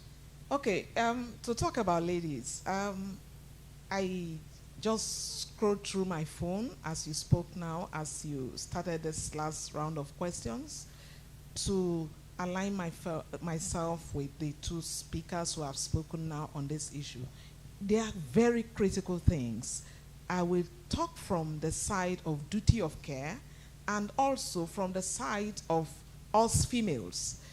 All of us sitting on this side of the divide, I doubt very much if we got them on a platter of gold. I work hard till now. I don't sleep till now. I do the work. And I have 2 case studies I sent to my children having read those reports. One says, Pepsi CEO Indira Noyi worked midnight until 5 a.m. as a receptionist to pay for a CEO of Pepsi. They work. Another report says, uni students who work while studying usually have better pass rates. I have given a seminar topic to my students now in topical seminar, master students. Some countries are already beginning to ban and regulate what we do with our phones and the age. Every day they are on their phones from morning till night. In fact, a university in Chicago is banning people bringing gadgets into classrooms so that there's no critical thinking. You have to learn and make your mistakes. I learned and I made mistakes. So it's very crucial. Self-development is critical. And if we get it wrong at the formative years, it's gone. Families, religious bodies, schools, we all have to work at it for them to develop. Now, on the other side, when people get to places of work, she gave a vivid example. Let me tell you, people don't discriminate excellence. So if you have built your capacity over the years, keep doing what you're doing, even if you have not been recognized. It took a presentation and the governor to be on the spot to change a story. That was preparation meeting opportunity. Thank you. Now, let me get to the female journalists who are here. I'm currently doing a study funded by UNESCO on safety of female journalists. The newsrooms, the men here, the owners of newsrooms, we have to be deliberate about ladies. Their work schedule is extremely tight. when we come to the classrooms where I'm training now, you will see a lot of females. Maybe 70 or 80% or 90 are females. But when you come to the practice side, you don't have them. Let's not deceive ourselves. Sexual harassment is there. We need to have policies, safeguarding policies. We also need to begin to mentor and sponsor them, not just mentoring, showing them what to do. When opportunity comes, bring them out, that this lady can do it, and I stand for you. And I want the ladies also to present themselves as mentorable mentees. Because you may want to mentor someone, and the person is on a fast lane to see you riding a big car overnight. How you got there, they don't want to follow the mails. So there is, we have these things on all sides, sides of the employer and also the society and us ladies. I have a vice chancellor, a woman of many firsts. She didn't just shatter the glass ceiling. In fact, she didn't just shatter the glass ceiling. You know what? She has, take on any subject. She's in medicine. She's an exceptional woman. She didn't just pick it up. Oh, you just say she was first female Provost College of Medicine, first female Deputy Vice Chancellor DVC, first female Vice Chancellor University of Lagos. Meet her, get her in an engagement, and you see that she's packed with knowledge, character, and everything. Time, she's there. And she gives you an assignment. She gives assignment based on competence, and you have to prove to her. So the women sitting here, I can tell you for free, if I use myself, we have sleepless nights. That's the reality. And so we all have to work at it. But we need a lot of policies. Okay. Newsrooms must have policies. Right. And I think that this Asharami, this fellowship, we have to begin to put criteria on what newsrooms have to do. And we also begin to look at women. What is the percentage of women? Right. I'm not saying you should give it to them free, but we also have to be deliberate to encourage them to remain in the ecosystem because they have stories to tell from female perspective. Thank you, Prof. Prof. Very much. Thank you. We can do better, please. So do we have questions? There's one at the back. Thank you, sir. Who else? One more question. Okay, two. So please, help me get the mics to them. We actually have room for only 2 questions. So the gentleman at the back and the gentleman in front. Please, make it questions. Questions. No background. Just questions. Thank you very much. Yes, my name is Dr. Marcel Mbamalu. I'm very glad to see, eggheads here, the quality of discussion here. The panel, I must say, we are learning a lot here. Learning is a continuum, if you like. I just want to, good discussion as I said, but I just want to ask one simple question about perhaps something that is a bit different from what has been discussed, but leaning on exactly what has been discussed. And that's talking about funding for energy. Because, when you bring in funds, funding for energy projects actually get those funds locked in for like 10 to 20 years, if you, at least at the minimum, so to speak. So are we thinking of how quick or fast justice dispensation, especially when there are commercial disputes and things like that, how fast it could happen, how it's going to affect that funding from coming in? Because, in the system where you have commercial disputes, things like that, the judiciary, for example, have to be because trust was a central factor here. Trust. So, to what extent does that play a role in enabling, funding for the energy sector? Thank you very much. Critical question there. The gentleman in white in front, please. Good afternoon, everybody. I'm Osa Victor. I want us to picture as a consumer of power. I want us to picture 1 or 2 things.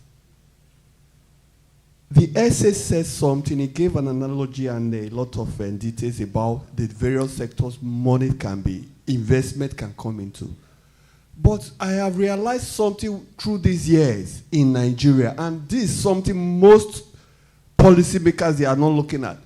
Power generation, I have realized, is not an issue in this country. Because if you can aggregate all the power generated, it can serve us and serve us well. But the major problem I have seen, anytime the distribution company is trying to give power, you see some electric poles, they are giving out sparks. What are those sparks saying? I am old enough to be changed. Okay. You see some transformer here and there, giving out, and exploding. your question is? So that's the picture I want us to see. So what do you think, why is the policymaker not thinking about the transmission lines? Okay. Because they are old. Most of them are more than 40 years. Okay. What do you think can be done? Thank you, sir. Thank you. So let's start with you, Mrs. George. You are the lawyer. Tell us how we can get dispute resolution. Critical question. And then, of course, the presidential advisor has told us that there's a transmission fund that's about to start up. What is happening in Lagos State with respect to changing old infrastructure? So the first question, very, very good question.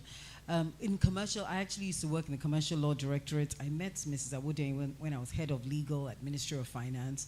So I'm aware that a lot of these contracts, these long-term contracts or concession agreements, you know, it's important for the sanctity of contract that the dispute resolution clauses are tight and are good dispute resolution clauses. And in Lagos State in particular, there's a four-pronged, dispute resolution clause. It starts from negotiation, mediation, and arbitration. We typically do not include a litigation clause in our contracts for that particular reason.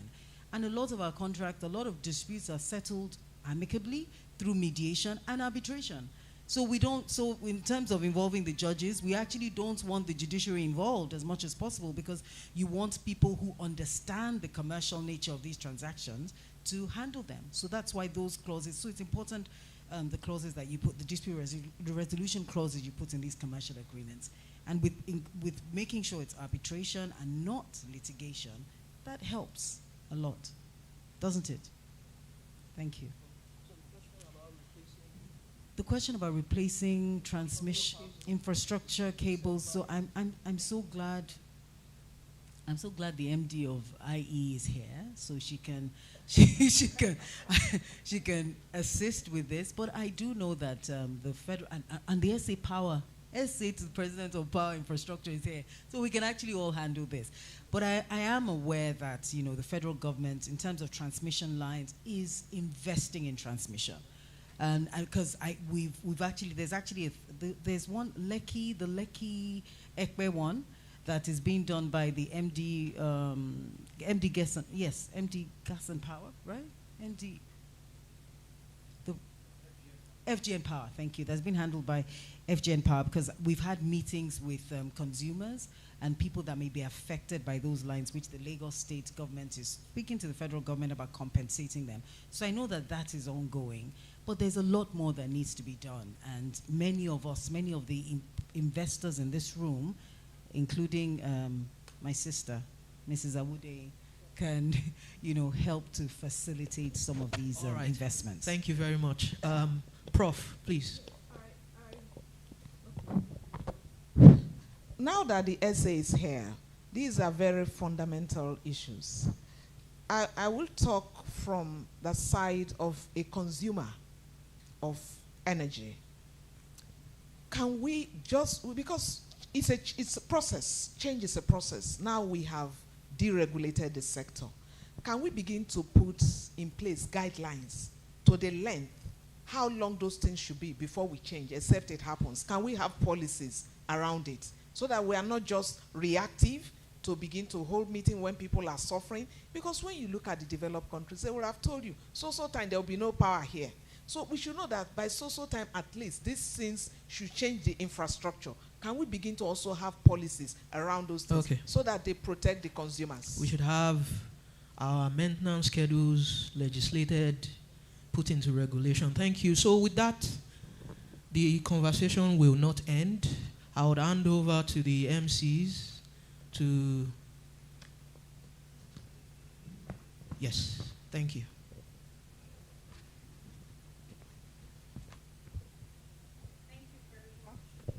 Thank you very much, our amazing panelists. A round of applause for them. You would agree with me that the question on who is funding Africa's future, you've done justice to that. In fact, I have a lot of notes that I took down. One thing is clear. Funding is available in Nigeria. We just need to make sure that our projects are well structured to ensure that we get the right capital flows into our projects. To now do a brief session, just to appreciate you and take a few photos, I'll be inviting Damilola Praiseworth. Please don't go yet, just exercise a bit of patience. He'll handle that. Thank you. Thank you very much, our dear panelists. It's a pleasure to have been part of this exciting, energizing, and also intellectual conversation on how we can shape the energy narrative in Africa. Like she said, my name is Damilola Praiseworth, and I'm the brand manager of Sahara Group. So I'm just here to appreciate you all for your time, and thank you for being a part of this. We don't want you to leave without giving you something for you to remember. We are quite the mad bunch in Sahara. Mad means making a difference to us. So this is the process we're going to have. We'll take a group photo together, and then we'll be presenting to you some, let's call it some keepsake, or something you can go with to remember this beautiful conversation we had today. So please indulge me as we take the photo. Can we put our hands together for them? I'd like to call on our Director of Governance and Sustainability to join this photo as well. Yes. Okay, after this.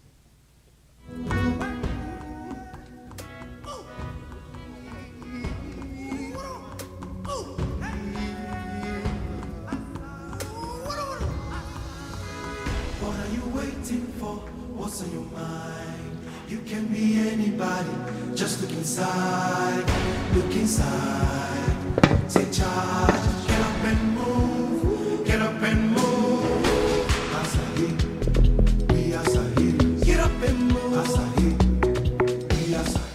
Yes, you can do it.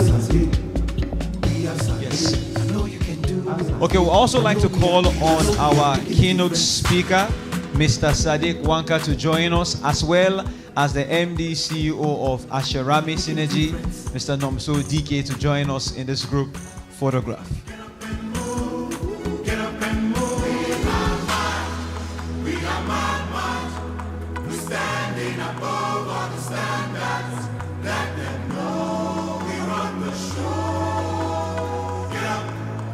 Making a difference. We are mad. We are mad. We're standing above all the standards. Let them know we run the show. Get up. Making a difference ahead. All right, please, before you leave, we would like to present some awards, and helping us present to the keynote speaker will be our MD CEO Asharami Synergy. To present an award to Mr. Sadiq Wanka. Please appreciate our symbol of transformation and sustainability. Thank you so much, sir. Please, you can. Yes, thank you. Now we're going to be presenting to the rest of our panelists. I will start with our amiable moderator. The person who will be helping us present this award is no other person than our Director of Governance and Sustainability, Ms. Ejiro Gray.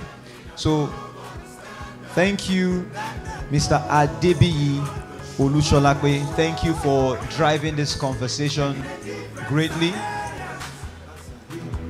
We appreciate you. Thank you for making a difference.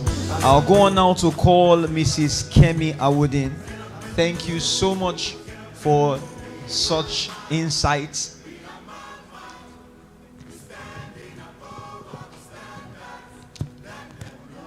Can we put our hands together as we do this? Next will be Mrs. Temitope George. Thank you for making a difference.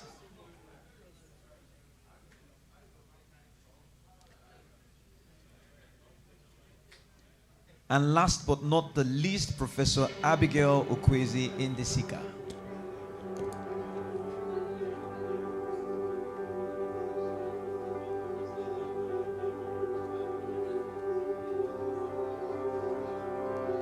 Thank you so much. You would agree with me that it's been really an insightful discourse so far, and there's further, we have further conversations to go into, so please don't go anywhere. I'll be handing it over now to Mr. Ilushade. Thank you very much, Dami. All right, so now that we have finished with the panel session, we'll be going right now very quickly onto a tea break.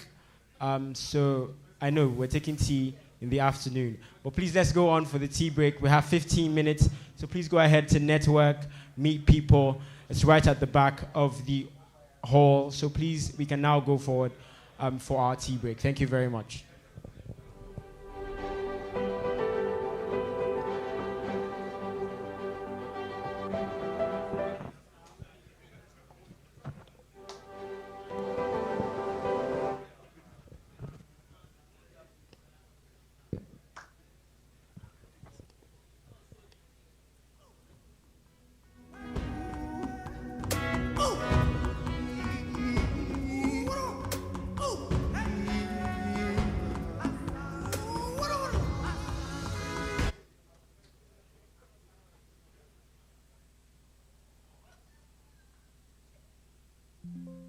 By a single achievement.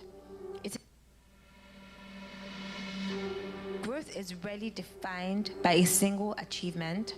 It is built through a series of decisions that expand capability, deepen expertise, and strengthen resilience. As Sahara's trading business grew, so did its ambition. The company steadily expanded across West Africa before establishing a presence in Southern, Eastern, and Central Africa, later extending into Europe, Asia, and the Middle East. Each new market represented more than geographic expansion. It reflected growing confidence in Sahara's ability to deliver value across increasingly complex energy markets.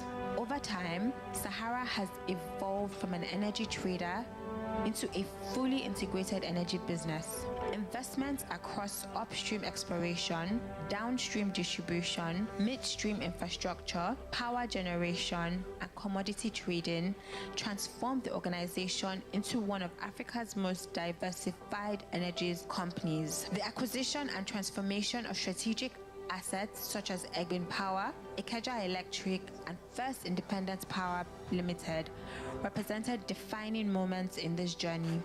Equally significant were partnerships with organizations such as Nigerian National Petroleum Company, NNPC, the United Nations Development Programme, and the United Nations Global Compact, reinforcing Sahara's belief that sustainable growth is built through collaboration. Alongside business expansion came people. From a small team in Nigeria, Sahara grew into an organization of thousands of employees representing dozens of nationalities, united by a shared commitment to bringing energy to life responsibly.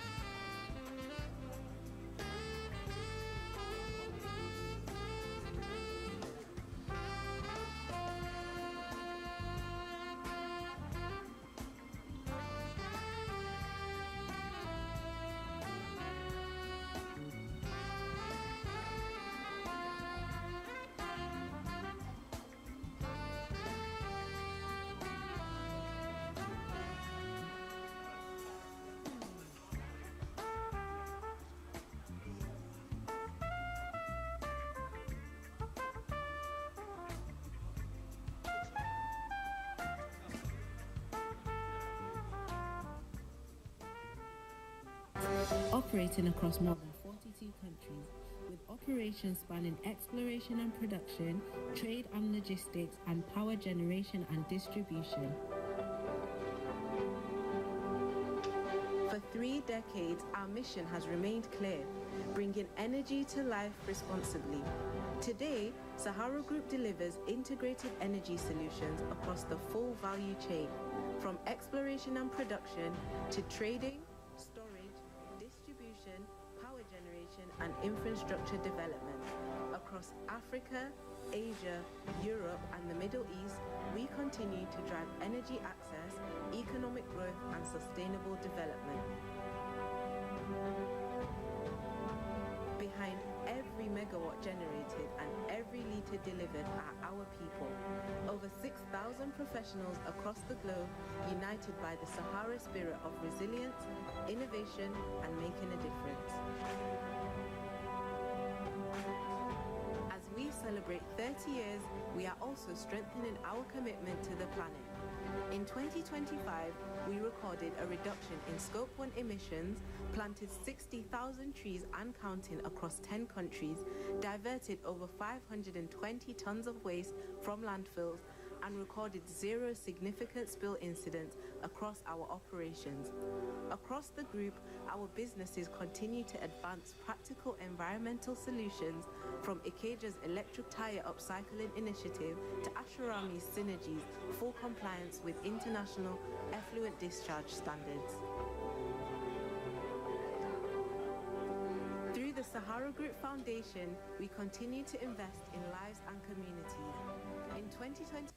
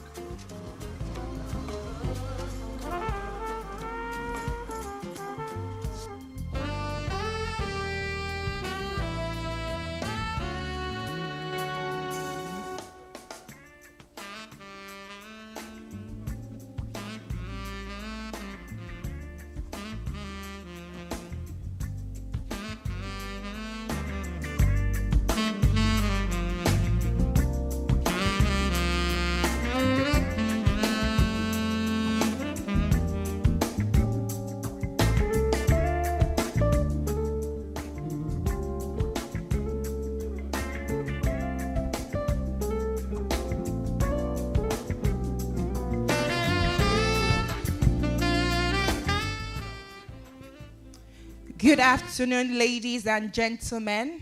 Can we settle down to continue Asharami Square 3.0? It's been an amazing time so far. I've learned, I have met people, I understand better how the energy sector is being funded for Africa's future. And I'm sure that with the distinguished people we have here, notes are already being taken, ensuring that the narrative is framed in the way that it should be framed here within our own context, but even looking at a global landscape. While we continue with the event, we would have a short video still on the journey of Sahara Group for the last 30 years that is being documented in about 3 minutes, just to give you a snapshot of what Sahara has been doing over the years. This segment is very interesting. It speaks to sustainability and how Sahara is ensuring the resources today, we have enough for the future generation. That video will be up now as we continue the event and, bring everything to a very beautiful close here today. So, the video now. All right.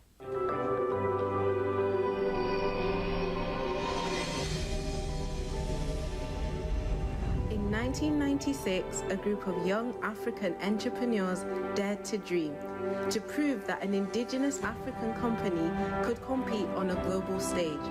That dream became Sahara Group.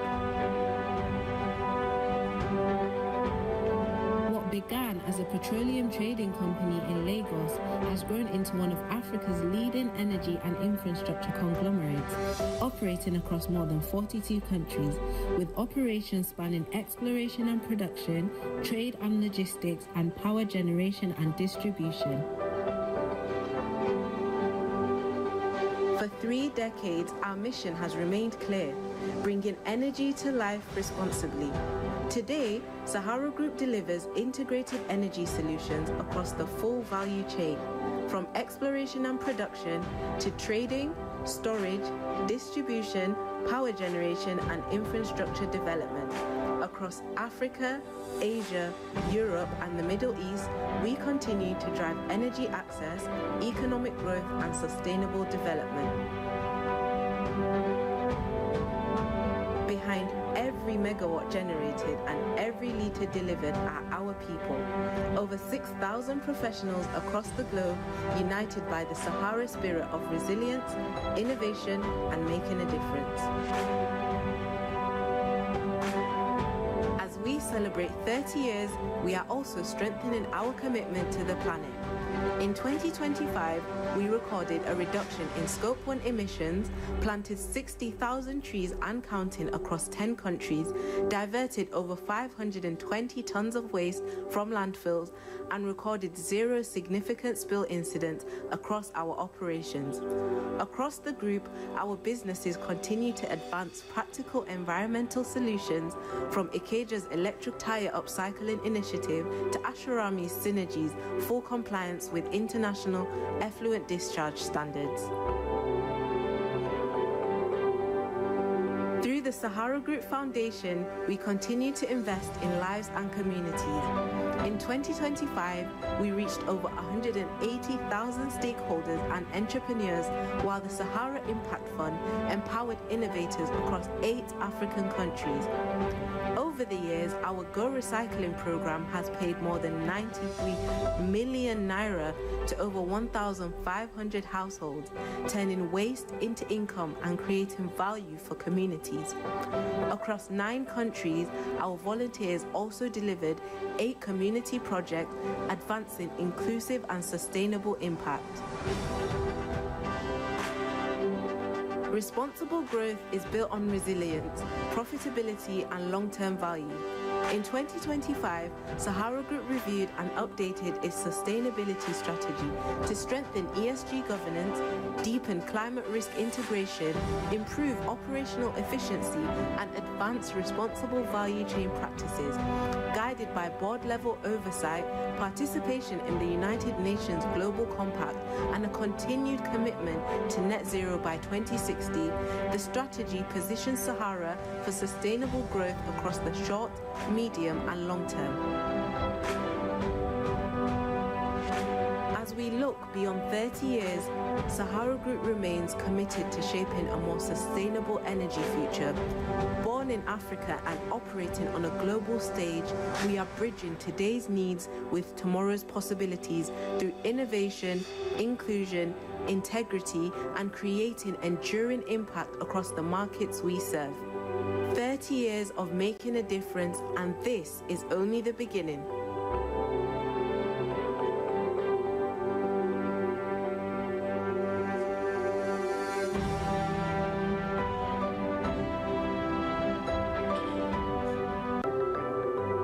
All right.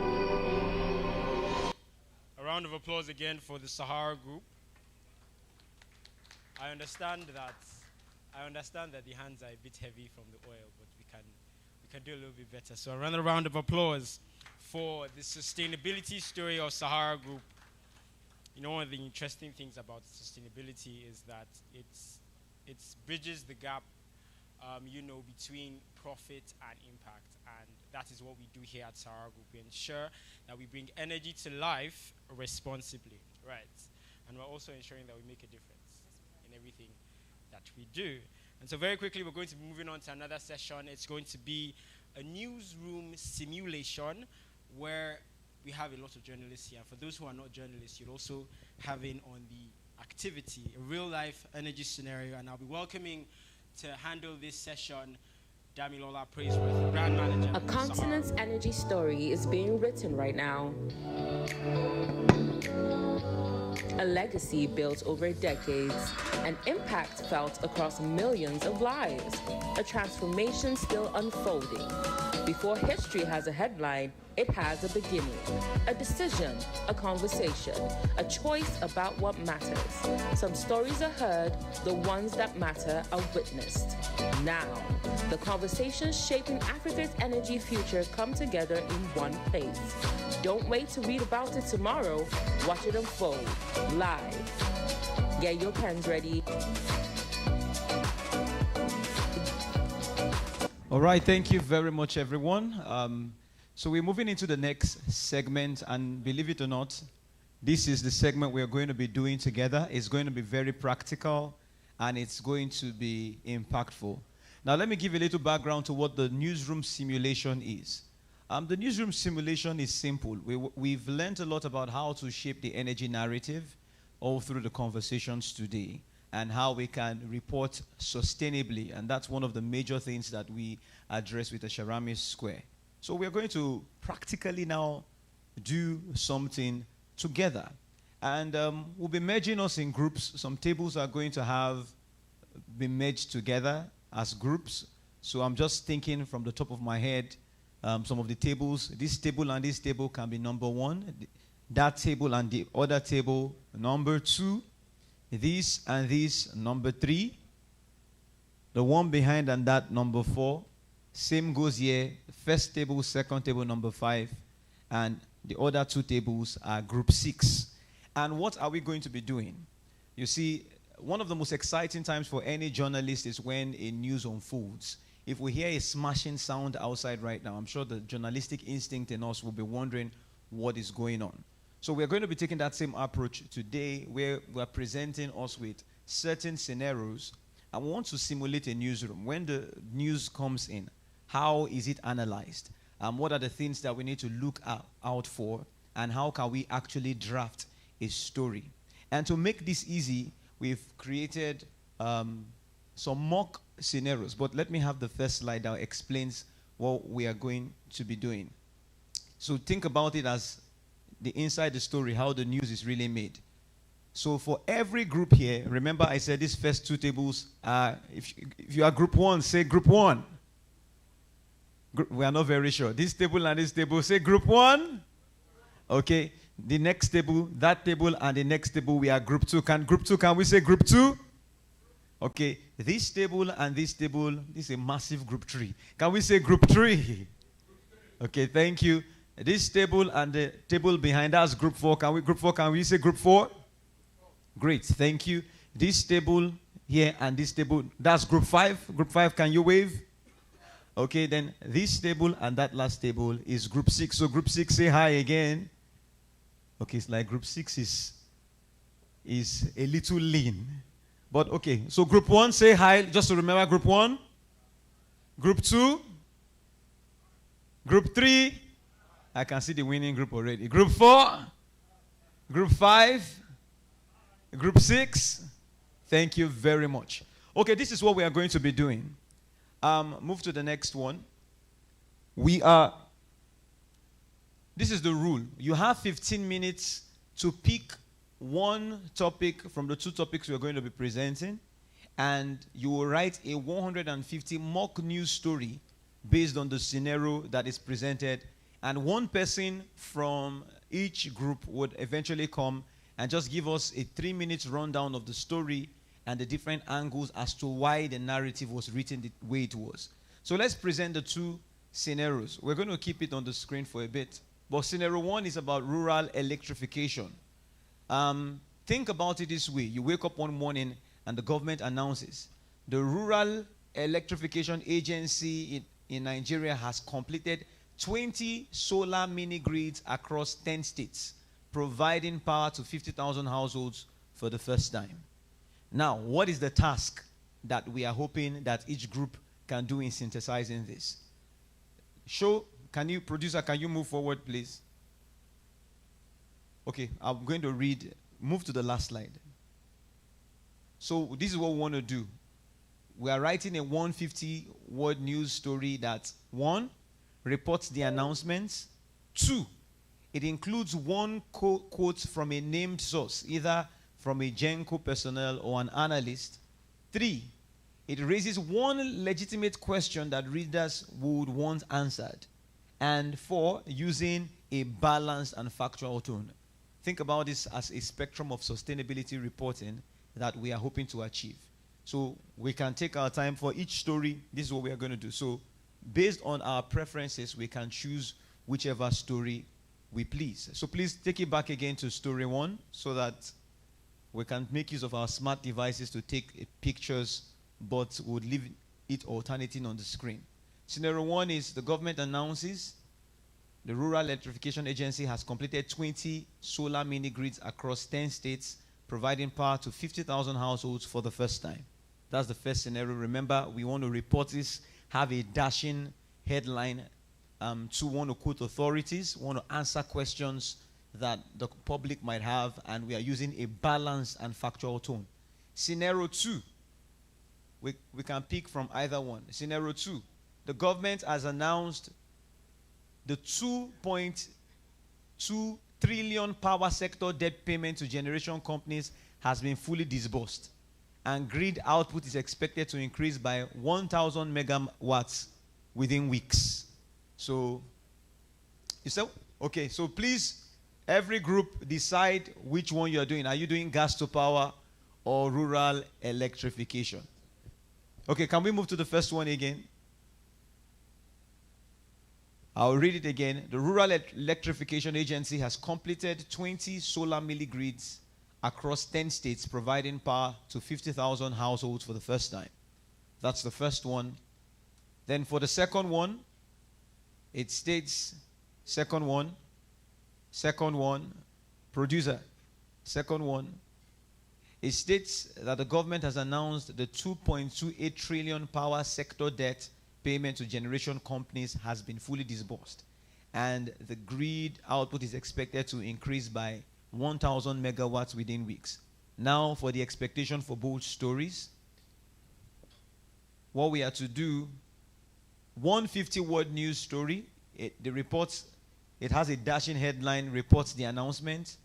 It includes one quote from a named source, Genco or analyst, raises one legitimate question readers would want answered, and it uses a balanced and factual tone.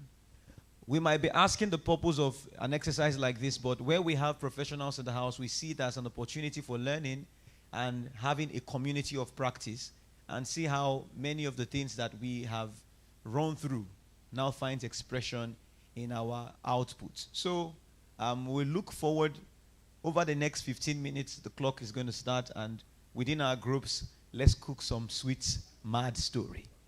Okay, can we go back? Please, just keep going back. Any questions, please? Go back to story. Requirements. Okay, go back to the requirements page. Please. Okay, we can leave it here. All right, so the time has started, and we'll look forward to receiving representatives. Okay, we are still taking the questions. Okay, the time will start shortly. Group 1, do we have our question? Group 2, do we have our question? Group 2. Group 2. I guess they are ready. Group 3, have we chosen our question? Our news. Okay. Group 4, have we chosen our news? Let me go there and ask.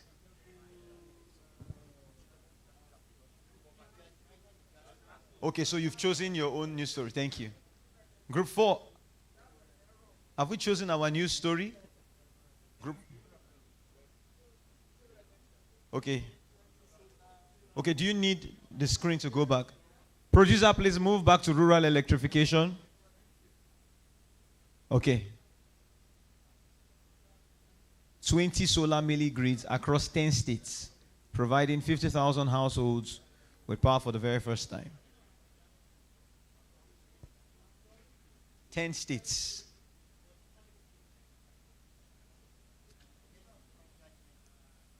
Group 5, are we ready?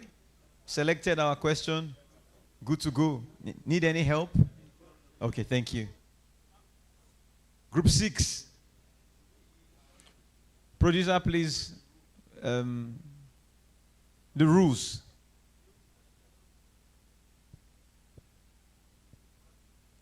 If we're all ready, we are going to start the timer.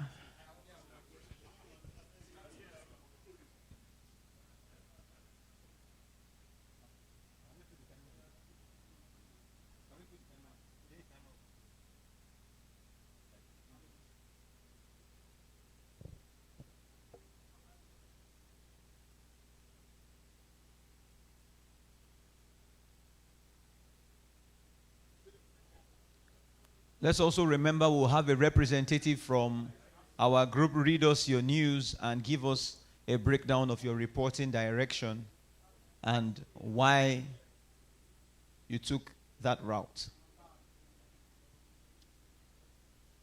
Before long, a timer will show on the screen. that will show you the 15-minute countdown indicating that the time has started.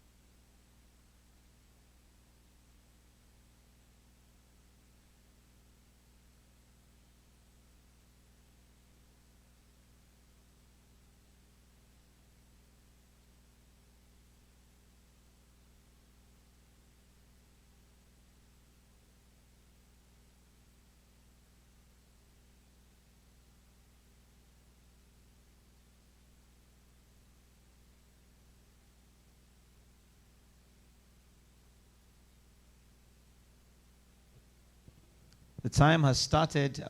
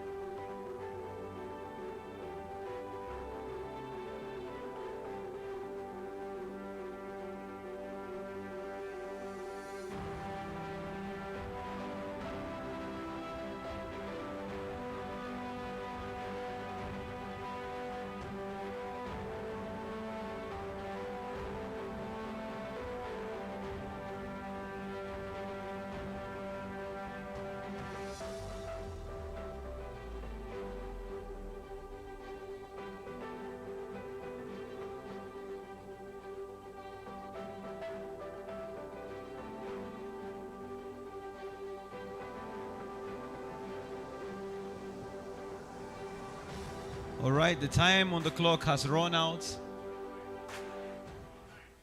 Additional time. Deadline is king in the newsroom. The hydration break. We've removed the World Cup from USA now. So they are mago us. How much more time we need? 5 more minutes? 2 minutes. Okay, we'll make it a balance. 5 minutes. And then please let's get ready to have who will present the news to us. And think about it as shared learnings. We want to just see how different perspectives can influence how we can tell the news sustainably. So have someone, choose a representative from your team who would read it out and present to us and let us know your thought process. Each team will have just 1.5 minutes to present, maximum of 2 minutes because we are running out of time. So we'll do it quickly and then move on. So see you in the next 4 minutes and 49 seconds.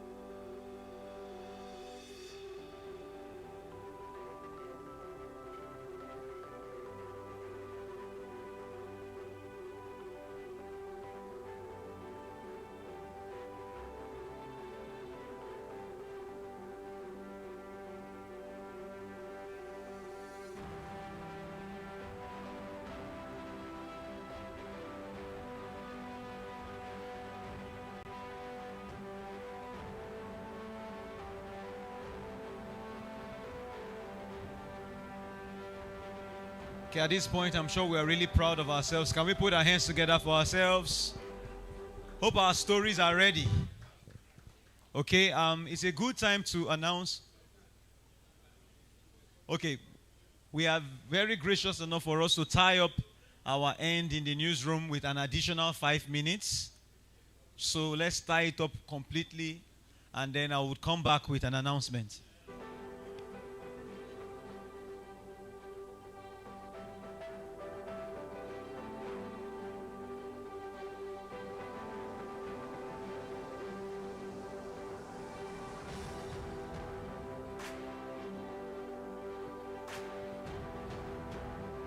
The reason why we are giving an extra 5 minutes is because this simple activity has turned into a contest, and there will be a monetary reward at the end of it based on an objective panel of judges who will listen to the news presented by each group. So if there's anything, it shows that every hard work comes with a good reward. Every good story comes with something. So 5 more minutes and we'll be ready to present. Thank you for indulging us, and thank you for telling Africa's energy story.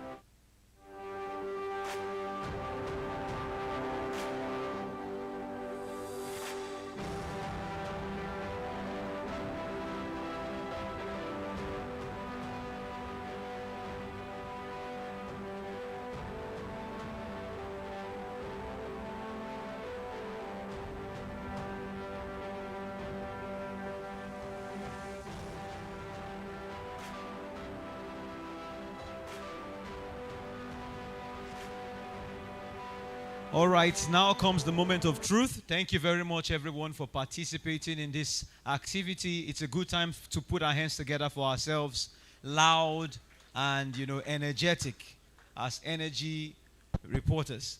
Okay, we're moving into the presentation. I believe that we all have our representatives. Just a little bit of, will I say, rule of activity or rule of engagement for this session is that you select one person who would come out, quickly read through your story, and then you tell us why the direction of the story went that way and your thinking process, especially in the direction of telling Africa's energy story and our sustainability approach. Like I said, there's a cash reward after this, but we are not going to be able to give a reward without judges. So I'd like you to put your hands together as I call our two judges who would be right here. The first person I will call is not a stranger to us. She has already given us some insights today already, and that's the person of Professor Abigail Okwezi Indisika. Please put your hands together for her. Okay? I think we can just, somewhere here is okay. Yes, so I'll bring the next person who will be our judge is no other person than Dr. Sunday John, who is a senior lecturer from the Department of Media and Communication, Pan Atlantic University. Please put your hands together for him. You can do that louder. That's your judge. You can bribe him now with your clap. All right. You see, there's a group already winning at the back. You never know. All right. Thank you very much. So we'll be starting with, of course, group 1. Okay, just give me a moment. Let me consult the elders.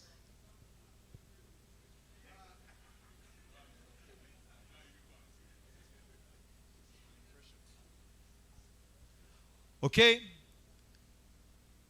All right, we're going to start from group 1. So group 1, please, can your candidates come forward, or representative come forward as they tell us Africa's energy story. So before your 2 minutes starts, you tell us which of the stories you're telling, if it's for the rural electrification or for... Okay, thank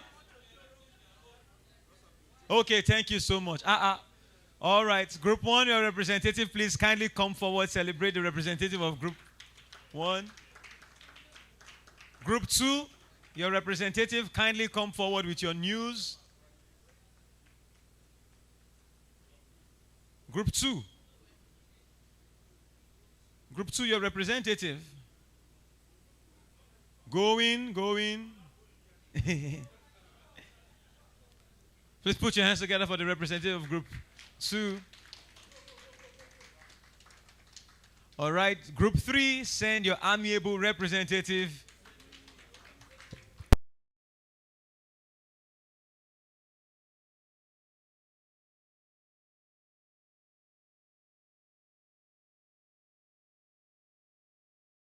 Forward. Group 4, we are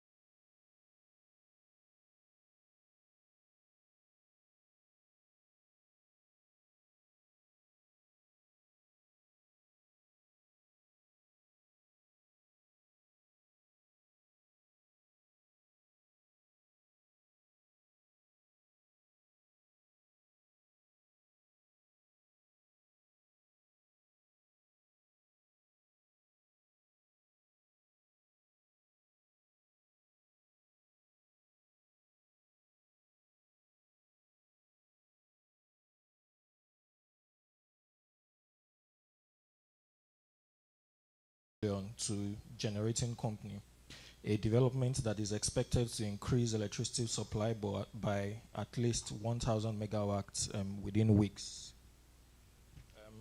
Our second paragraph, this announcement was made by Nigerian Bulk Electricity Trading Company PLC at Asharami Square event held on Wednesday at Nigeria's commercial capital. 1,000 megawatts, our findings showed that 1,000 megawatts can power approximately 600,000 to 1 million households. However, the third paragraph now, however, the electricity generating companies have questioned the The time is just for the purpose of us moderating, but please would hear the news conclusively. The effectiveness of the federal. So again, however, the electricity generating companies have questioned the effectiveness of the federal government's presidential power sector debt reduction program, warning that fresh liabilities estimated at over 1 trillion could accumulate. Now, there's a quote from Joy Ogaji, the Chief Executive Officer of Association of Power Generating Companies. In quotes, they said they've settled the debt. So why didn't they show you the receipt of how much each person got? Secondly, by the time you finish paying the 4 trillion or more debts, the 7 trillion has accumulated. So how do you deal with that? So what are we looking for? So what we are looking for is a gross sustainable solution, close of quotes. The last paragraph, meanwhile, Nigerians are waiting to see whether this will translate to stable power supply for homes, manufacturers, and then businesses. Full stop. Thank you very much. All right, you can just give us in 30 seconds your thinking through this. Why that direction? So that's what the judges would be expecting. Okay, so our view is, so we thought about the news story, and then we asked ourselves, what's the implication of this news story? So what's the so what? What's the big deal if FG is paying these debts? What does it mean to an average Nigerians on the streets, and what does it mean for the market women on the streets? And of course, we predicted that everybody wants power supply, and then we are estimating that, look, with for average man of the streets, debt settlements would mean that the generating companies will be able to meet their obligations to every other stakeholders in the power sector, which will transmit to more power supply. And so more power supply for everyone means more electricity to do your household duties. Electricity for manufacturers is a big deal because it means that they'll be able to, it will reduce their energy costs and of course allow them perform their basic profit responsibilities, as the case may be. So that's the thought process that led to that. All right, thank you very much. Please put your hands together for group one. Please have your seat. The judges have called my attention to the fact that some people are editing their news on the stand. So you already know what is happening to your output. I didn't speak. The gods have spoken. Oh no, the reason why we called you out was stated clearly because they didn't want people to avoid, which was to avoid updating the news. No. Okay.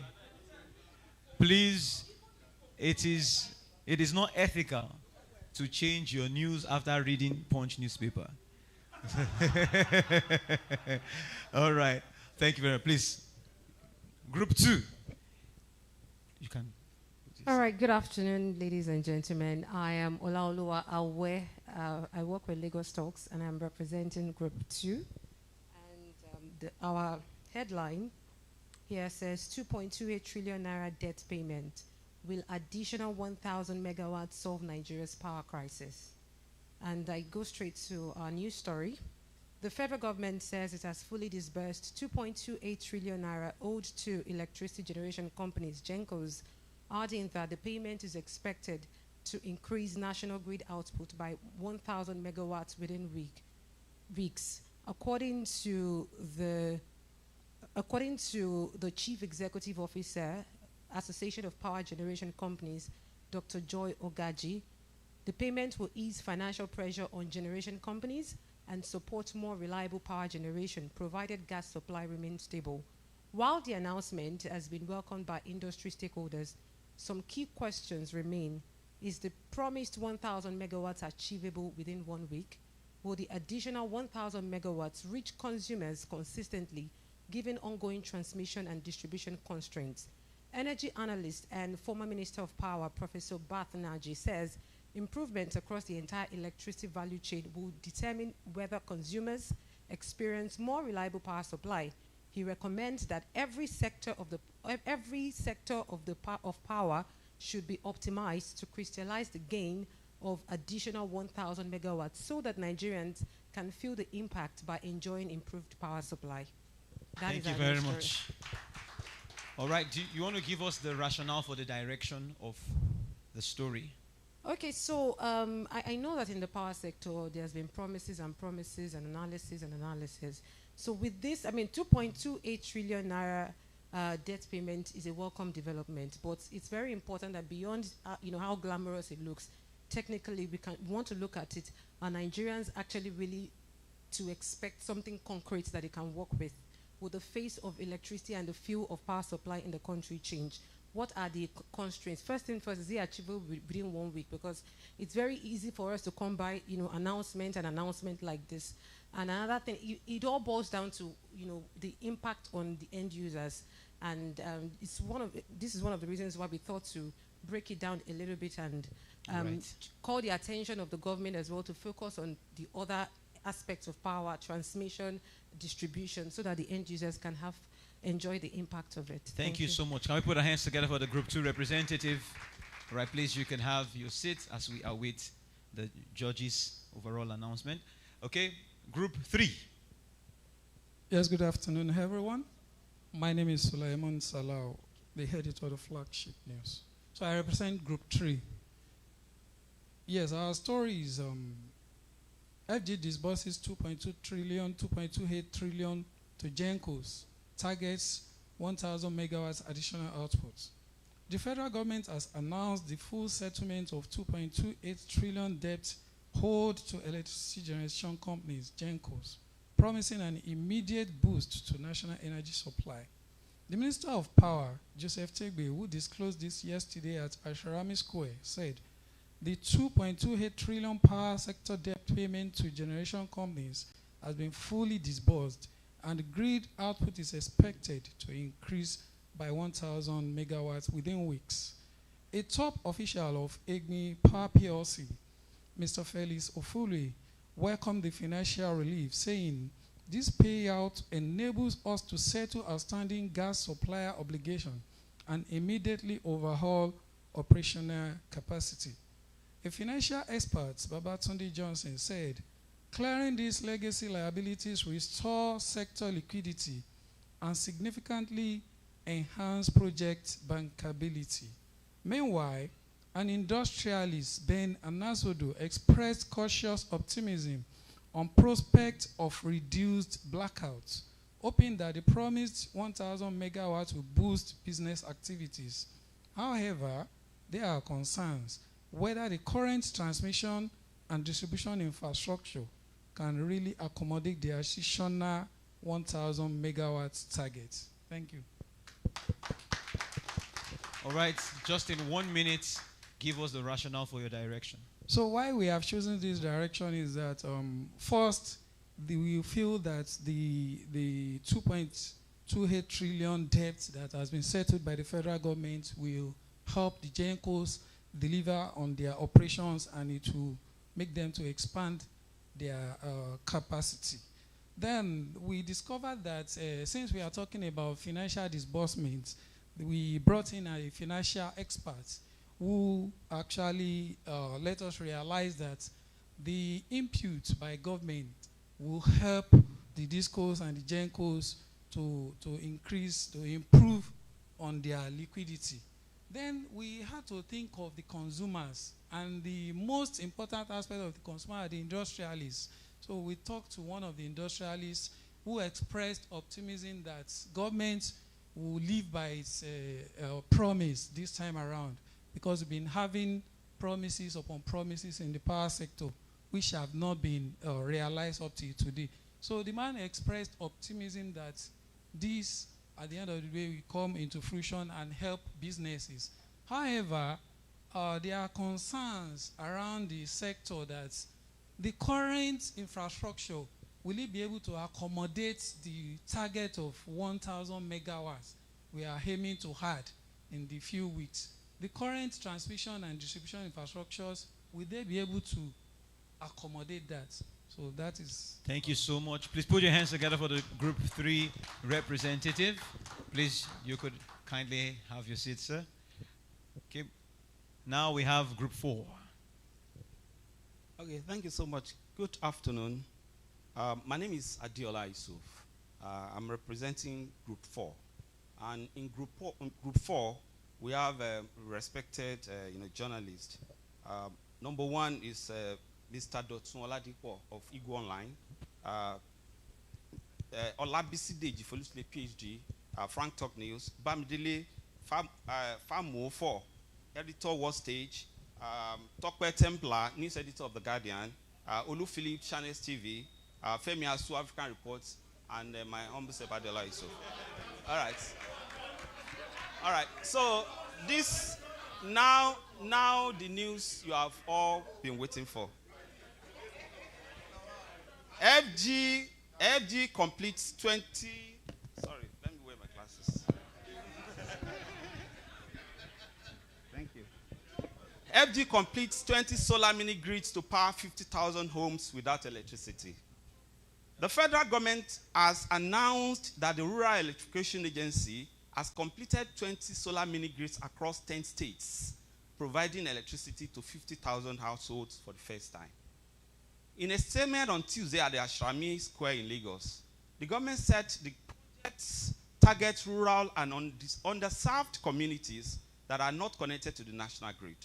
The mini grid combines solar power with battery storage to supply homes, schools, health centers, and small businesses.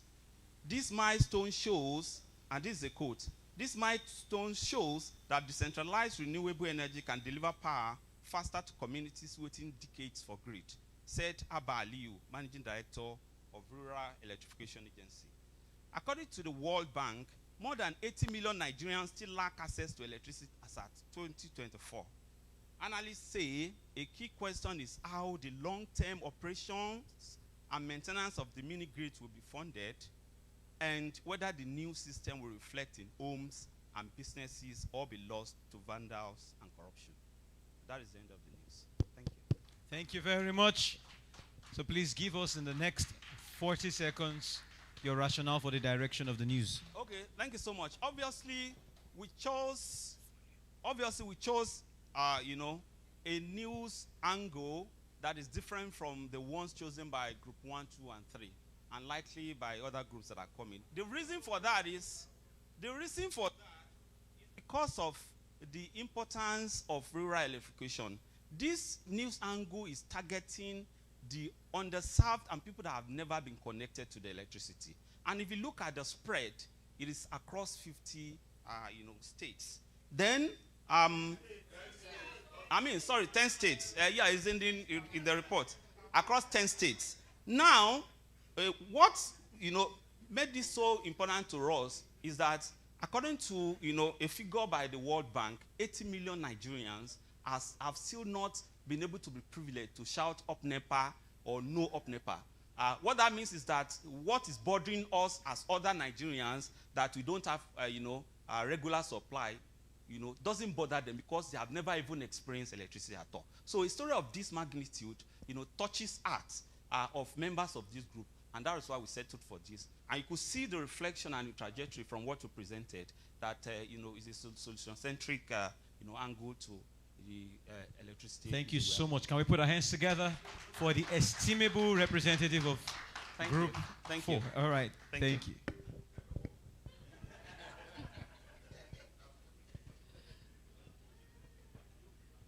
All right. Thank you. Yeah, good afternoon, everybody. I'm the representative for Group 5, and the story we chose. Your name, please. My name is Jane Frances Chibondo. I work with the Cable News, an online platform. So the story we chose is the FG announces completion of the mini solar grid. So our headline goes, 50,000 households to benefit as FG inaugurates 20 solar mini grids in 10 states. The federal government has inaugurated 20 solar mini grids in 10 states to improve electricity access. Abaliu, Managing Director and Chief Executive Officer of Rural Electrification Agency, made this known on Wednesday at the inauguration of the projects, one of the projects in Lagos. According to the World Bank, over 90 million Nigerians do not have access to electricity.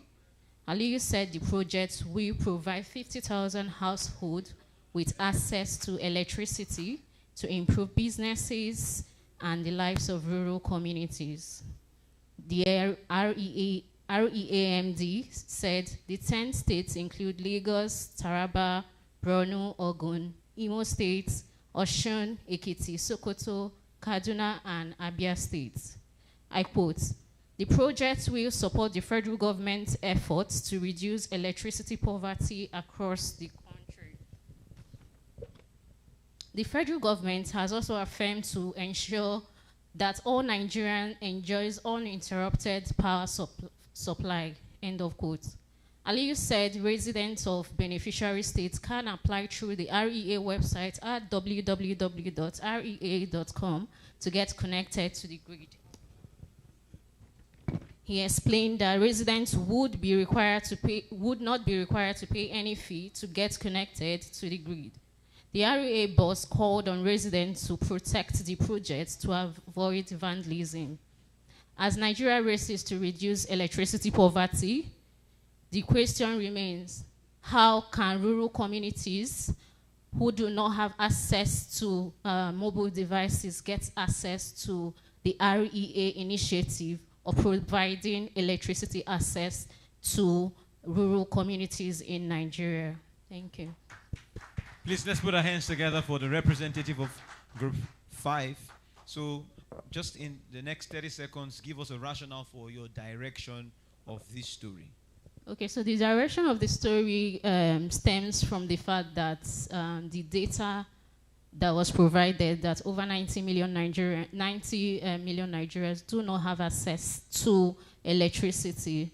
So we had to, go through that direction to find out how can people who do not have access to internet, benefit from this government initiative.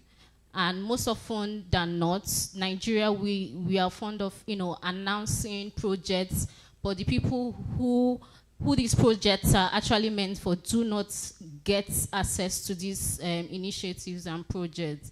And electricity poverty is core on the agenda of the country, to see how we can reduce this electricity poverty and get most of the rural communities connected on the grid. So it's basically what informed this particular story, seeing how we were able to infuse the data, raise questions around how the residents can also get access to the whole initiative and not necessarily the government announcing the project. How can the people who this project is meant for benefit from it? So essentially, that's the thoughts behind that story. Thank you so much, Group 5. Please put your hands together for her.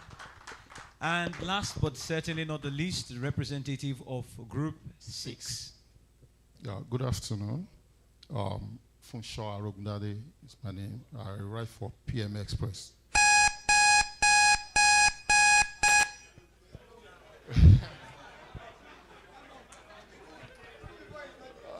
Okay.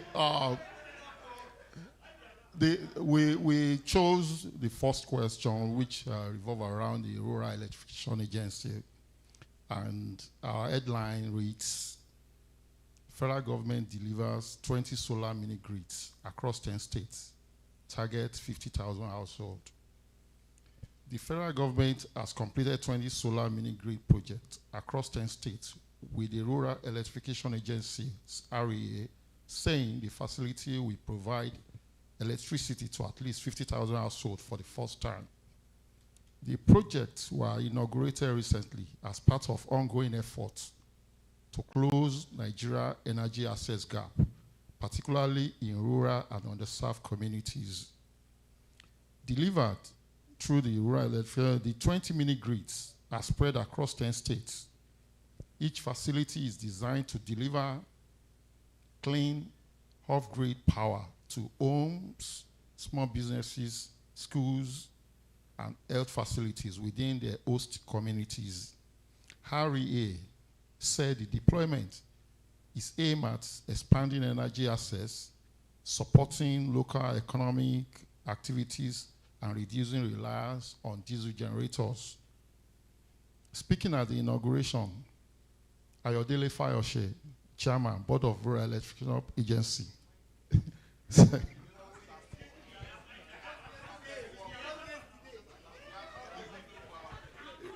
it's imaginative reporting, though. Okay, Ayodele Fayose, Chairman, Board of Rural Electrification Agency, said the implementation aligned with the federal government program to bridge Nigeria energy deficits. Quote, mini grids remain a key solution for communities that are not yet connected to the national grid, and that the agency will continue to work with development partners and the private sector to scale development. End of quote, Fayose stated. In the same vein, Victor Efosa, lead analyst at Lagos-based Genco, speaking on the initiative, said, quote, distributed solar is proving to be the fastest way to get power to rural area, but sustainability will depend on tariff, collection, and maintenance. With at least 50,000 households expected to benefit, the completed mini grids are projected to improve access to lighting, digital services, and productive energy use in the benefited community. The REA said monitoring and community engagement framework have been put in place to ensure sustainability, and that additional mini grid projects at various stages of development nationwide under the federal government rural electrification program. That's the end of the story.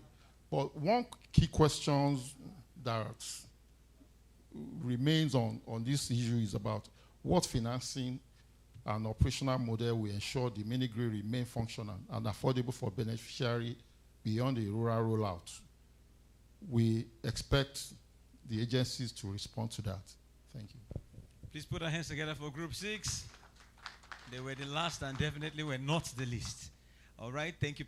So do you want to give us in 30 seconds the rationale behind 30 seconds for 30 seconds? We decided to pick this particular news items based on the fact that we all know the issue of poverty and the issue of lack of electricity, which happens to be a major factor in the issue of the poverty. We felt that with this kind of news, at least in numbers of people, you are dealing with 50,000 households, meaning that you at least you multiply it by 4, which is about 200% Nigerians will benefit from electricity and a bit alleviate their poverty to a large extent. We felt that putting out a story of this nature will further encourage Nigerians to have a hope. Then secondly, the issue of relying solely on gas and thermal, we felt that the alternative grid, which is the issue of using solar to power energy, will go a long way and will be encouraging. Thank you so much, sir. Really appreciate it. Please put your hands together for all the participants. Thank you for participating in such insightful and intellectual activity. It's really something to come up with these perspectives just in the sweep of about 15 minutes. To take this further, before I call on the judges, I want to call the head corporate communications Sahara group, the person of Bethel Obioma, as he speaks to us. Please put your hands together for him as he comes forward. You can make that louder. Your prize money might go up. Hello, everyone. Good afternoon. That took us back to class.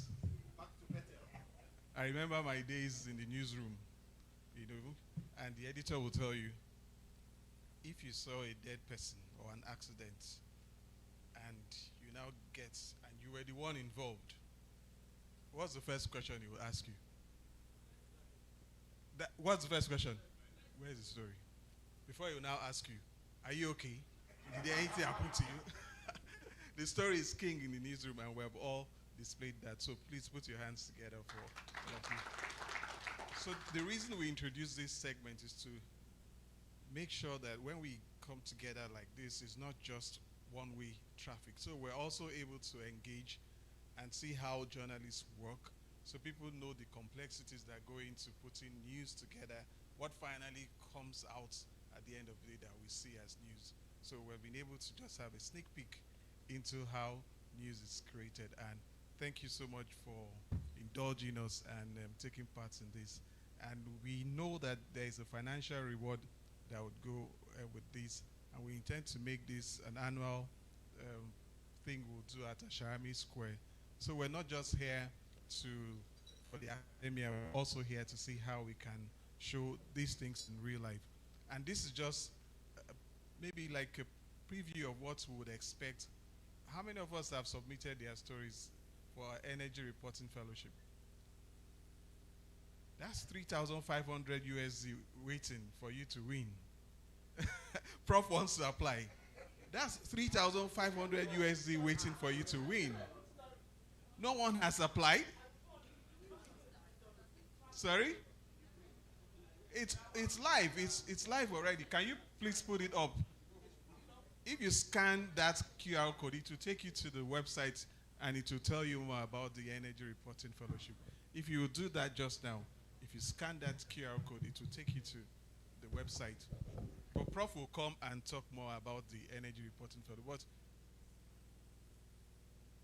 we'll do all of that. So, essentially, the Energy Reporting Fellowship is one that we came up with as a way of supporting the media to provide solutions-based reporting. It was very important for us to say the media shouldn't just identify what the problem is. So 20 million megawatts lost. Okay, what does that mean for the guy in the streets? What does that translate to? How does that affect the price of bread, like they say? So solutions-based journalism is what we're trying to drive, and also encouraging every reporter to get into investigative journalism. So you're able to find out what the real gist of the story is, go to the field, interview your sources, get the report, but at the end of the day, tell us how it will solve our problem when it comes to energy. And we have a dual approach here, energy and environment, all wound into one, as we try to see how Africa can shape its narrative when it comes to energy transition. So we had opened this, it's live already, and it will run till October 30th, I believe. All you need to do is to send in your story. If you go to the website, can we scroll? Yes, it's scrolling now. Take it to the part where it will tell you what you need to do.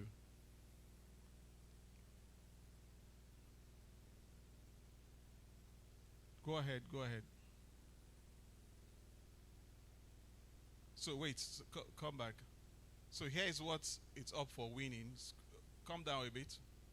So we have a total of 5,000 USD in the pot as prize money for the fellowship. 3,500 completely dedicated to the winning fellow. 3,500. Then the balance of 1,500 will be put into arranging master classes, facility tours, because we're not just making this academic, it will also be practical. You need to visit power stations, you need to go to the field, you need to visit places where you will actually have experiential knowledge about what you're reporting. So that would go into equipping you. So we're recognizing 10 people in all, but the first person will get the 3,500 USD, but the 10 finalists will qualify for the master classes, the facility tours. Who knows, you could even qualify to go to one of Sahara's locations outside Nigeria. So let's start praying. But essentially, it will be loaded. You can trust me for that, because we have put together a special package to make sure that the 10 finalists And this is open to journalists across Africa, not just Nigeria. So the competition is continental. It will be fair, it will be fierce, but it will also be fair. So we're asking everyone here to look at what it takes. We've seen people like Olu Phillips do some investigative journalism. We want to bring that to life again. So it's not only for print journalists, we're also taking in entries from broadcasts as well. Every energy reporter is eligible to participate in this fellowship. The idea is to make this an annual event so that people can generate solution-based journalism, and will tweak journalism from just being report to then answering the question of what about it. So this report that you have given to us, what does it mean for Nigeria? What does it mean for Africa? What do we need to do to move from point A to B after we've identified what the issue is? So that's the fellowship for you. And we need the articles to be original. It must be insightful and accurate. It must be fellowship aligned, because there are some elements we're looking for. And it must also be, more importantly, practical and forward-looking. So we're not saying dredge up all the corruption and all of. We've had enough stories telling us about that. How do we move forward? What solution are you providing? So we expect those entries to start pouring in. So please hit the website, submit your stories. At this point, I'll welcome Prof to show you how important it was for us to get this thing off the ground. We had to specially ask Prof to be the chair and lead assessor of the very, very maiden edition of Asharami Square Energy Reporting Fellowship. I thought you'd really be clapping at this point. Yeah, because if you knew the personality we have in our midst, Prof is of global dimension, global as they come. So we have gotten the creme de la creme to help us be the lead assessor of this fellowship. So I'll hand over to Prof. She would let us into the winners for today. By the way, the leading group will go home with 200,000. The second will go with 150,000, and the third 100,000. Because we want to make sure that this makes sense. It makes sense, and that's what Sahara stands for. Thank you very much. I think we can do better for him.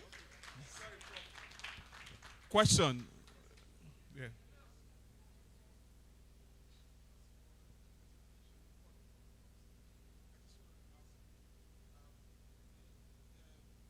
Good afternoon, everybody. Thank you, Asharami. The question will border on the criteria for participation. It's been made Africa, and something we've discovered over time is that African stories may seem the same, but they're actually environment specific, and also I don't want to use the word challenged by geography. So we tell a unique story about Nigeria. It has all of the trappings of culture, policy, the way we do things, and it may be different from Kenya. The problem may be generic, but the way it's approached. So I don't know how. I see that as a very difficult way to merge all of Africa together in terms of telling the energy story. Yeah, Nigeria, when we did the oil and gas thing in the Niger Delta region, people try to compare what's happening in Nigeria, for instance, to Saudi Arabia. They say they have miles and miles of pipelines that are not vandalized in Saudi Arabia. But what a lot of people do not understand is that our own oil is, pipelines are buried in the swamp. That of Saudi Arabia is on the desert. So you can stay here and see line of sight all the way to Benin, because on the desert. So yes, same oil, but different formation. So if you talk about theft to a Saudi person, yeah, it's oil, but he doesn't understand it. But ours is buried in the swamp, and people live in those swamp areas. It's their communities under their feet. But in the Saudi, or in Saudi and those areas, it's in the desert and nobody lives there. So the same thing with Africa. I don't know. I think it's something that needs to be revisited, because the Nigerian story is different from Ghana, it's different from Kenya, it's different from Mozambique, it's different from Morocco, because you've made it a continental-wide thing. Thanks, Olu. Brilliant question, but I'll answer it straight away. Now, you have picked on a very important point that our stories are as different as night and day, because every country has its unique peculiarities, right? But the essential thing I mentioned is this: we're looking for solution-based journalism. So whatever problem you identify, you will tell us what it is, but at the end of the day, what have you said in terms of what can be done about it? So how best you write your story, whether from Nigerian angle, Kenyan angle, brilliant, is for our information, because you have taken us through the unique possibilities or the challenges you have in that nation. But what the judges will be looking for now is solution. What have you provided as far as solution goes to make sure that your story stands out as the best on the continent? I'll leave Prof to speak more to that.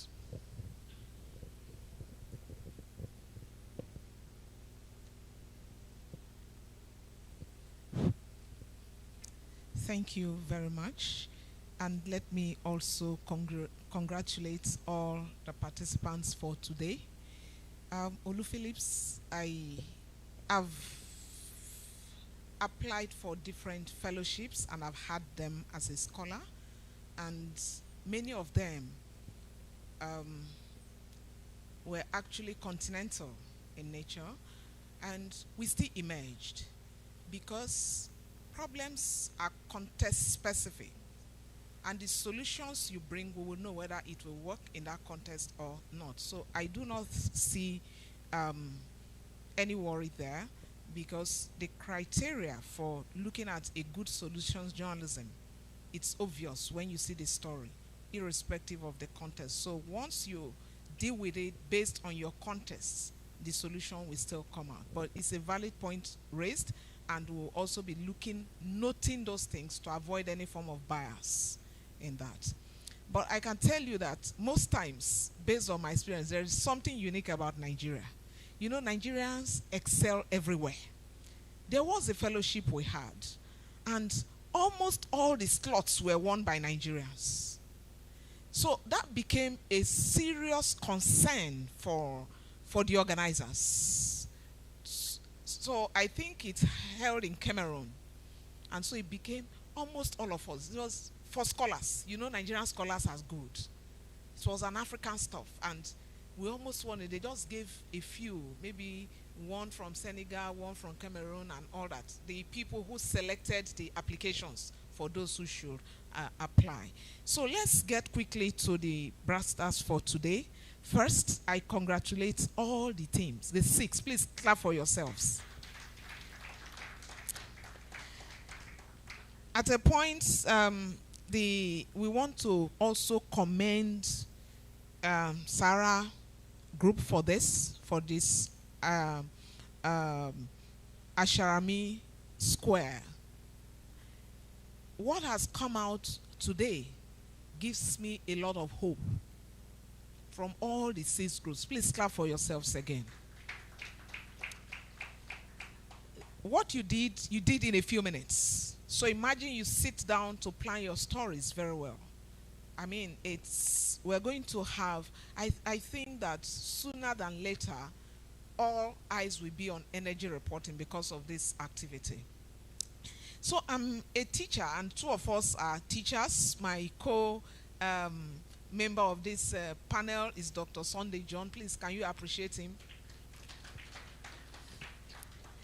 Sometimes, for those of us in the classroom, when we want to grade scripts, we get to a point that you begin to look at the scripts of the students. I knew that when I was a student, in my final year, one of my lecturers, Gayanke Nosopo, called me and said that anytime he's grading scripts, he will go and look for my script, that he will use my answers to amend his marking guide, because I would have read so many things. So beyond that, so you all did well. Please appreciate yourselves again. We had veterans sitting dealing with this. But as a teacher, those 2 of us, we have a responsibility to point out issues so that we can do better and mentor others better when we get back. The strength in all these stories that we saw, they were not opinionated. So please clap for yourselves.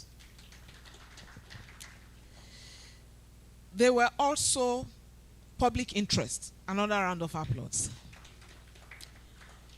We saw brevity. So we want to see these things when the entries come. Not for me to read, and still be searching for what I want. But a few things. While if you scratch the issue of implications, one was very strong on the implications. How it affects not just the service provider or industrialists, but the ordinary Nigerians. The country belongs to us all. So it's not just about industrialists. We need to note that.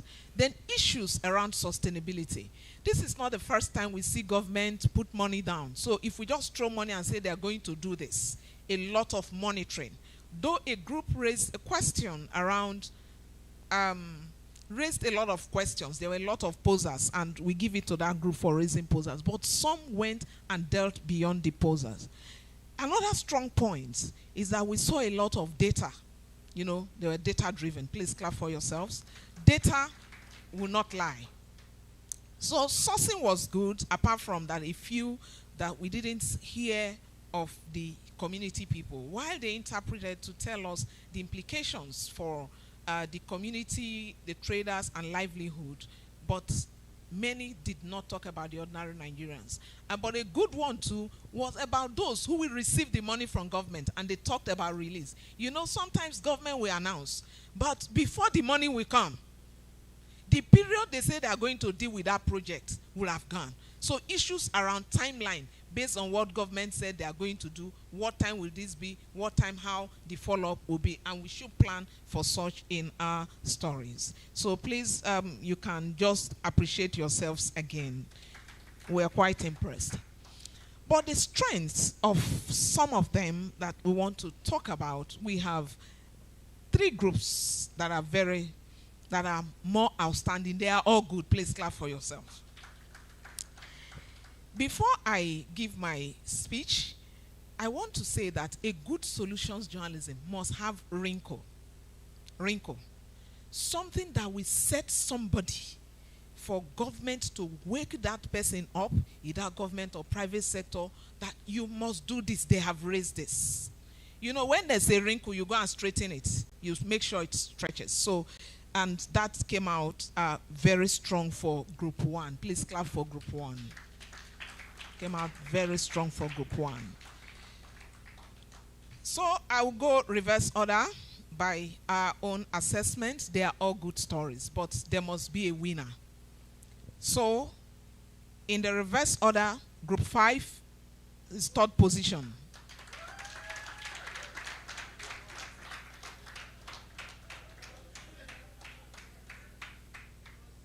Group 3, second position. And who can guess the first position? Just take a guess. Look at you. Group 1. And the winner is Group 1.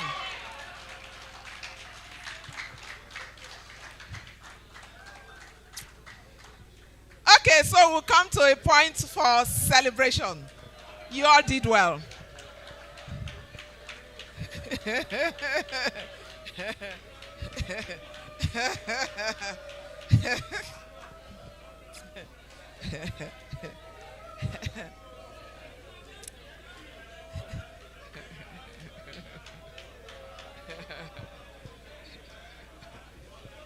Okay, thank you.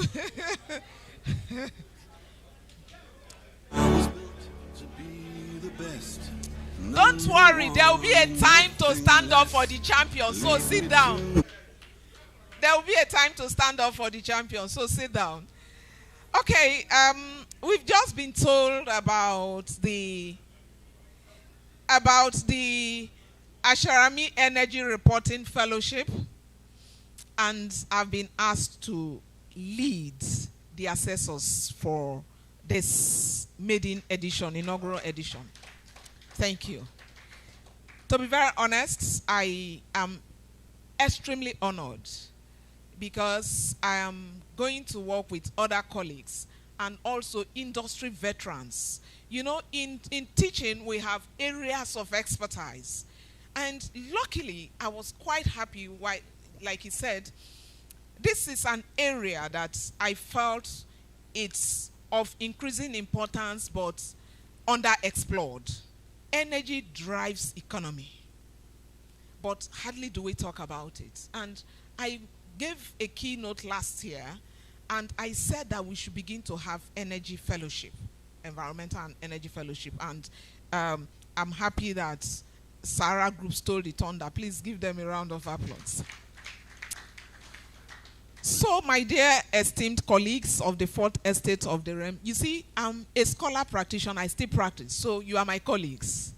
You are my colleagues. So, being the lead assessor for this inaugural reporting, Asharami Energy Reporting Fellowship, I've been mandated to explain to our esteemed guests why Asharami Square is inaugurating the Energy Reporting Fellowship. And I've titled my remark, just a very short one, Energizing Africa's Future, the Power of Purposeful Journalism. And I am quite happy because I'm also a Solutions Journalism Fellow.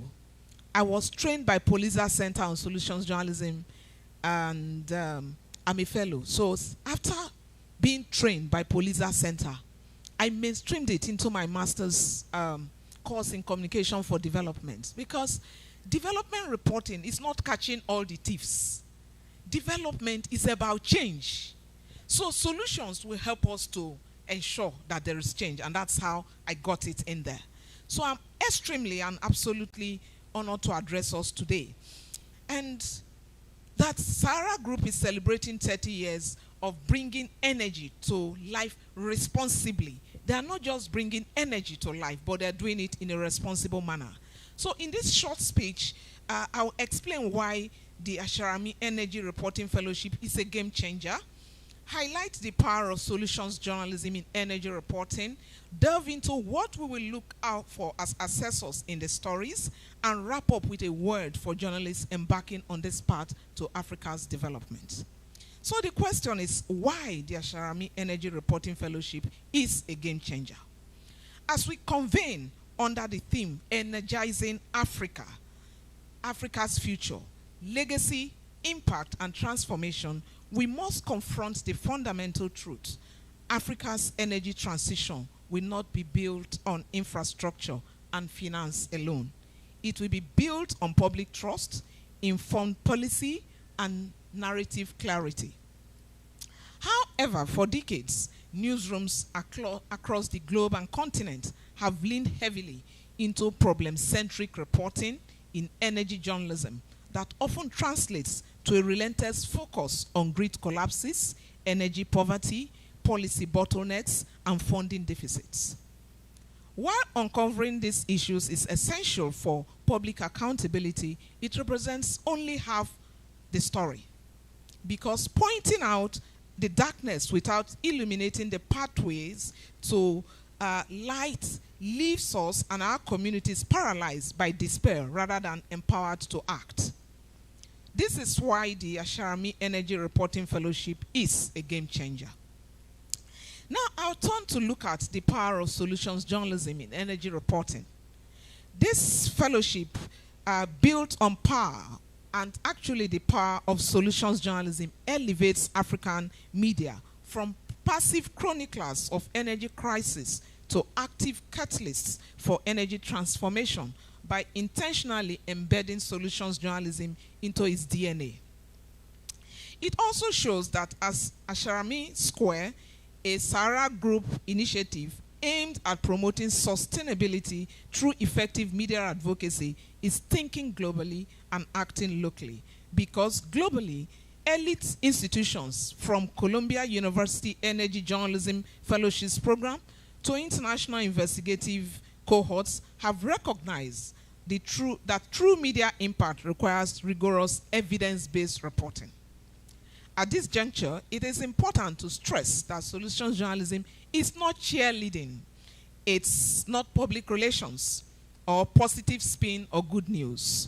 Rather, it is a rigorous, critical, evidence-backed analysis and insights of how responses to complex problems are working, where they fall short, and what lessons can be scaled. Therefore, when African journalists apply this framework to energy funding, decentralized mini grids or regulatory reforms, they don't just report on power, they generate power. So you are going to be generating power with your stories. Again, they shift public debate from why is Africa in the dark to how are local communities, innovative financiers, and policy reformers keeping the lights on, and how do we scale it? Now, to us as assessors, what we will look out for, I will now let some of them out. So let's turn to look at the standards. That is the clear roadmap of expectations for prospective applicants based on the prompt criteria. We'll look out for integrity, originality, balance, and evidence of impact. As the lead assessor for this inaugural cohort, alongside my distinguished panelists, we will be evaluating submissions against some negotiable pillars, and we used some of them here. We'll look at integrity and accuracy. I tell you a short story, very short story. I read one story, and I said, this story is extremely good. And I went online. You know, we live in a global village now. So when you regurgitate stories, we will know. So I put some of them, and I found out that that story was done in India, and somebody just replicated them here and just removed a few things. So integrity is very important. Integrity and accuracy. In energy, numbers matter. So fact-checking, data verification, and technical precision must anchor every story. Originality and depth of research. We want underreported perspectives, stories that go beyond press releases to interrogate supply chains, investment models, and grassroots impacts. Because stories must be impactful. So if it brings solution and we deal with the solutions, then there will be impact. We also need balance and context. So that takes off the fear of Nigeria and it's African-wide. Balance and context. So we begin to unpack the nuances of policy, capital flow without biases. Solutions-focused rigor must be there. Provide clear evidence of impact, examining what worked, and transparently evaluating the limitations. Why did it not work? You saw that when the essay to the president came to speak, and we have now moved away from, we have now unbundled, we have deregulated the sector. A major question that came up is the infrastructure itself. We don't have policies around the infrastructure. That's why most times communities can be in the dark for upward of 3 months, 1 year, 2 years, and what have you. But in the developed countries, they don't have that. Even the timeline for service delivery. It's fine for somebody to tell us that we are holding meeting with the communities. You are holding meeting with the communities. What is the length? What has been the impact of that on the livelihoods? How did they mitigate it on the people? So we'll be looking at some of this. That's the practical impact. Stories that also inform public discourse, influence legislative actions, hold power accountable. How did these stories drive editorials? How did these stories drive policy change and legislative reforms? So I will wrap up by talking to us that as we're embarking on this path, your pen is a strategic asset for Africa's development. So do not settle for shallow headlines. Trace the findings, critique the technology, interrogate the policies, and highlight the responses transforming our energy sector so that people can scale up those ones.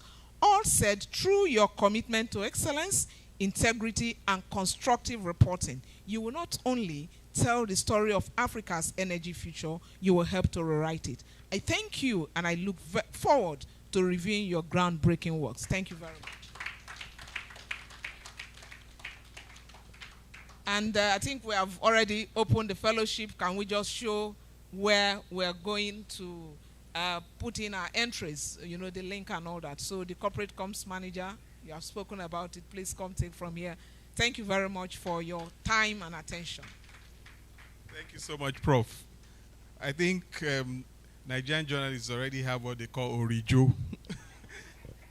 Because at this rate, you have everything to have an edge. But this is being streamed live, so perhaps some Kenyan journalists somewhere, Tanzanian journalists are also listening. But you have all it takes to excel. Can we click on apply now?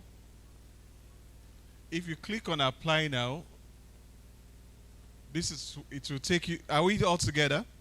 It will take you to this page, and you need to insert your details here. Go up,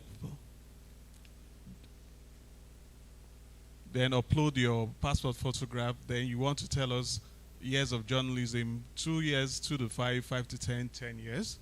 Then a short bio, and if you have a LinkedIn profile, insert it there.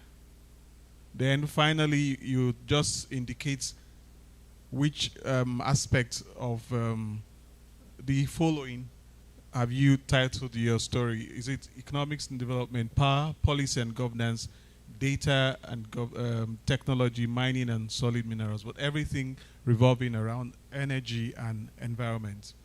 Then, of course, your story title comes here. Next is geographic focus, because it's Pan-African. You want to tell us if it's from Nigeria, Kenya, or wherever. Then your entry summary, just short intro about what your entry is about.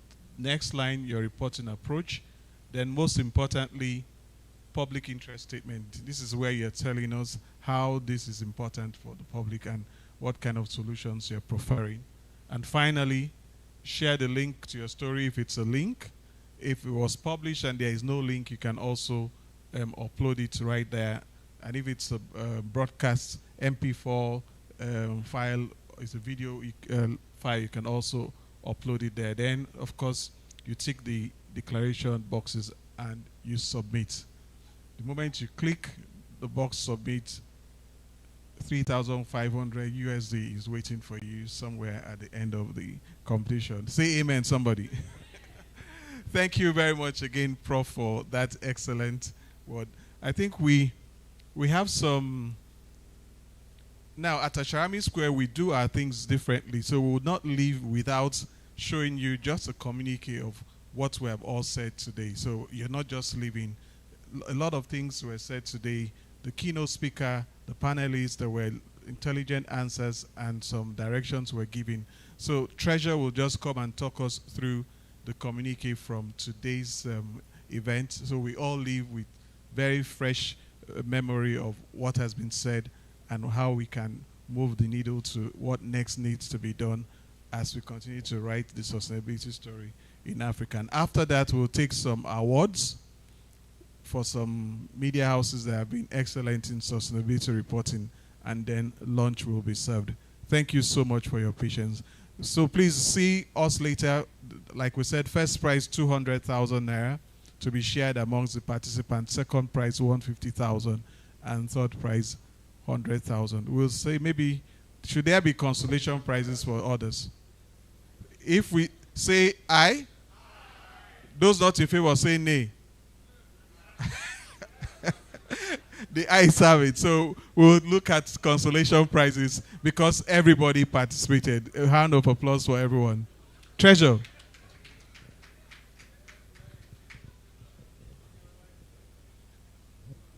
Thank you so much, Bethel. Good afternoon, all. Good afternoon, all.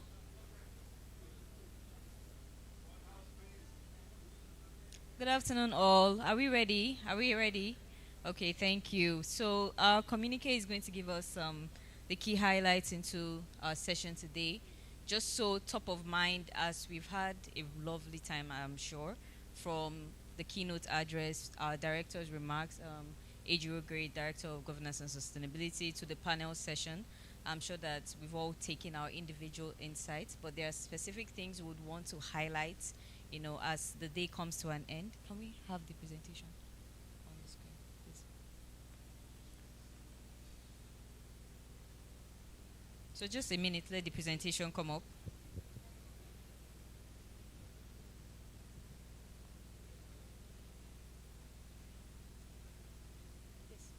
Yes. Okay.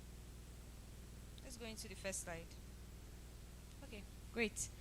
Um, the perspective we've tried to shape today, as I'm sure you followed, is Sahara Group this year will be marking 30 years of bringing energy to life responsibly. As a company, we are forward thinking. You know, our emphasis from our director's remarks, actually, if you remember, she had a quote where she said, the latter days are better than the former. What does this mean to us as a business?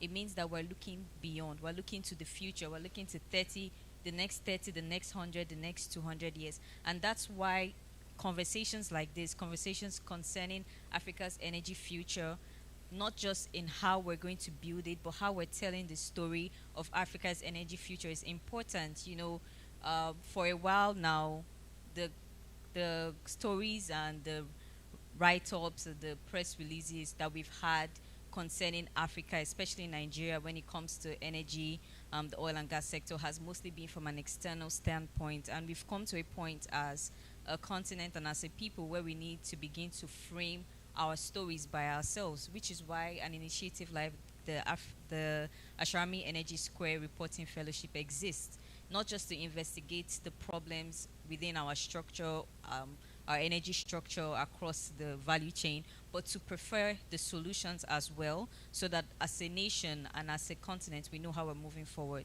So I'm just going to give you some key highlights into the panel session, as well as our keynote address by Mr. Sadiq Wanka. I hope I still have your attention. I hope I still have your attention, please. I mean, come on, give me 5 minutes and we'll be done. Can we do that? Okay, thank you. Right, next slide. A key thing to note, you know, from our conversations today, we talked about the investment gap when it comes to our structure, Nigeria's power sector. Some highlights being how electricity access compared to other nations, India, the South Africa, of course, Nigeria pales in comparison. And this is a need, there's a need for an investment, into the power sector and the energy value chain across board. And considering that there's a need for something like this, we do have lofty goals. If we look at this highlight here, it talks about Nigeria's integrated resource plan projects 80% of grid capacity from solar and hydro by 2045. How are we going to achieve the lofty goals that we have assigned ourselves as a nation, as a continent? There's a need for investment, and I'm sure that this aspect, what I'm saying right now, is not news to anybody. We are all aware that our power sector needs investment. But how are we saying this? How are we framing the stories? You know, Bethel had emphasized at some point how it's not just about the grid collapsed. Oh, and now we go to our editing rooms or our newsrooms and we begin to type about how the grid has collapsed. What are the solutions that we're preferring as well? What are we investigating into the matter as it concerns all aspects of a scenario like that? In fact, looking at the exercise we did today, I think that that's a reflection of where we want to be when it comes to reporting. I'm not a journalist yet, but I did study print media, journalism. I majored in journalism, so I had that little bit of experience in the newsroom, you know, to know that it takes a lot of intention and it takes a lot of focus to shape stories as it pertains to any topic or any subject. This is just a sidebar of the presentation. So I understand the intention that goes into it to an extent, you know, and we're trying to go beyond just telling the stories to telling the future of Africa's energy infrastructure. But let's move to the next slide so we can begin to wrap this up. So there's also a need to finance Africa's energy future. We can talk as much as we want, but you know, our panelists had highlighted that there is a need for successful deal structuring. There's a need for data credibility and for investors to weigh governance, risk exposure, and independence ratings before committing capital.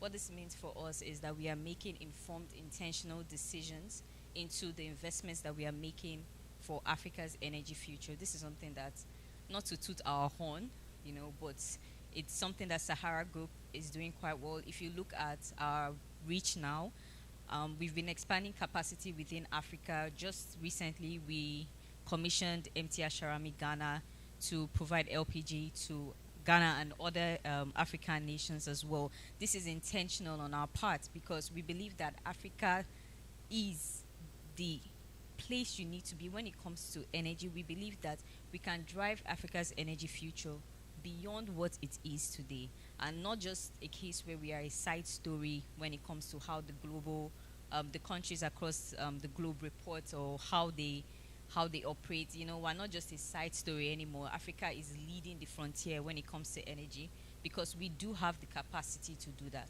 if you look at our numbers. So to wrap it up, can we have the last slide, please? Again, just to re-emphasize what we've said, how can the media help to energize Africa's future? We've said it once, we've said it twice, we'll say it again. We're moving beyond just breaking news. It's not just this happened and we report on it. It's this happened and what are we doing next? You know, Asharami Square has its aim was to bring, you know, media professionals like yourselves, so that when we sit down and we discuss these things, we gain insight into how this conversation should be shaped going forward. And the media, my mom, but there's something my mother would say about the media being gatekeepers. It's not just my mother, of course. We know that the media are gatekeepers when it comes to society, you know, and we have a responsibility for Africa, for our future, to report in a way that not just highlights our issues, but also energizes our future. So I'm just going to close there, you know, bring it to an end there. So we have to practice solutions journalism. If there's anything you're taking away from today, just take away the fact that we have to practice solutions journalism. And thank you so much. I hope you had a great time today.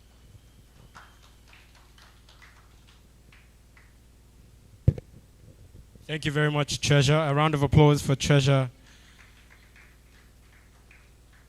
And so we're coming to the close of this event, the Asharami Square. Please, I'd like the audience to please retort the theme of this event. What's the theme of the event? That was when you were supposed to remove it. That was exactly where you were supposed to remove, but that's fine.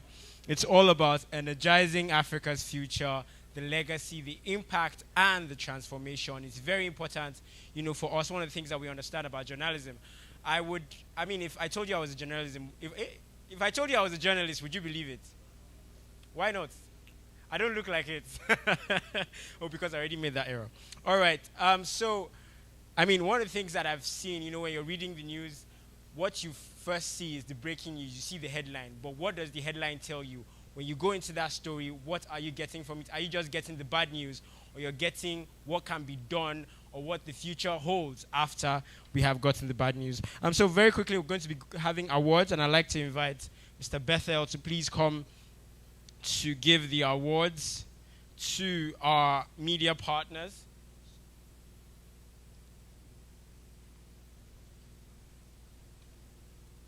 Please, I'd like to call on Dr. Sunday John to please come forward to give the awards, and also Professor Indisika, if I'm correct. Thank you very much.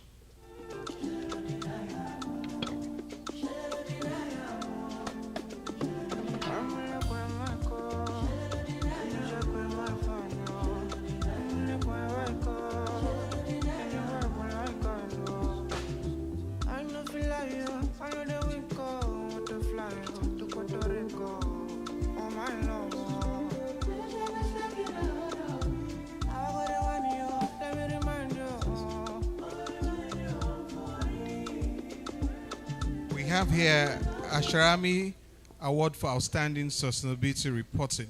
And here is not saying one media house is better than the other.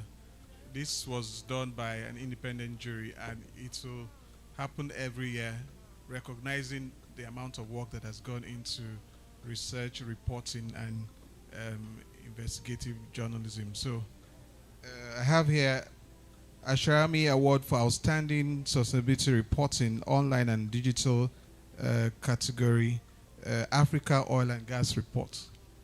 Do we have a representative from Africa Oil and Gas Report? Okay.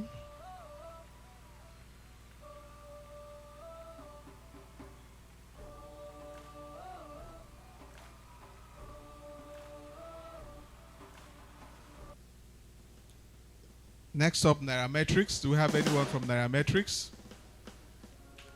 Nairametrics.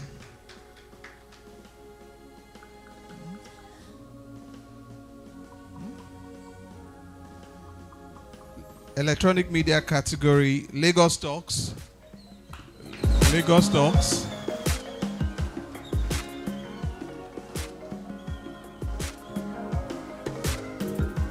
I can see the colors of a rainbow.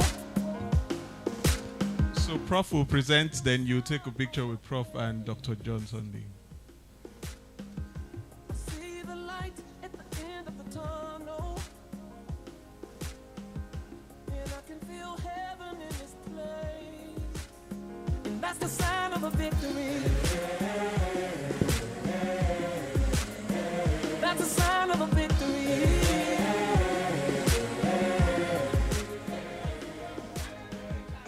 Feel the spirit of the nation. Treasure, please come. Please stay in the middle so we'll have a balanced picture. Treasure.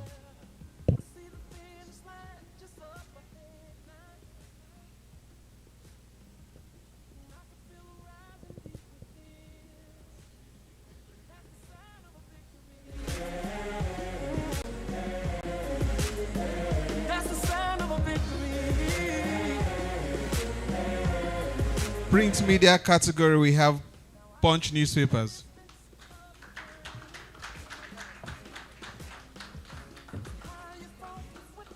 Mind. You open your eyes to global warming. And through it all, you sacrificed your life. That's the sign of a victory. Yeah, yeah. That's the sign of a victory. Broadcast Channels TV. Anything, including the impossible. Yes, I know. Channels TV. Congratulations.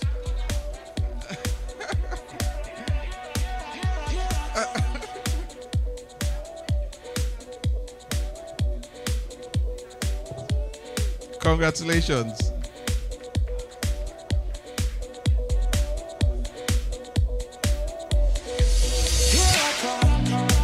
With my voice, here to win. It's my choice. You can dream if you believe. Give it all you've got. They are fast. I am faster. They are strong. Next up, This Day newspapers. This Day.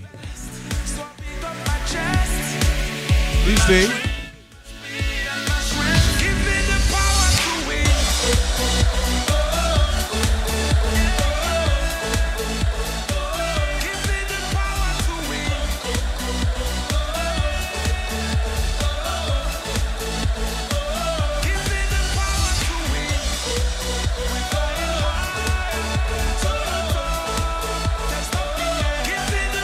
Up next, Daily Trust.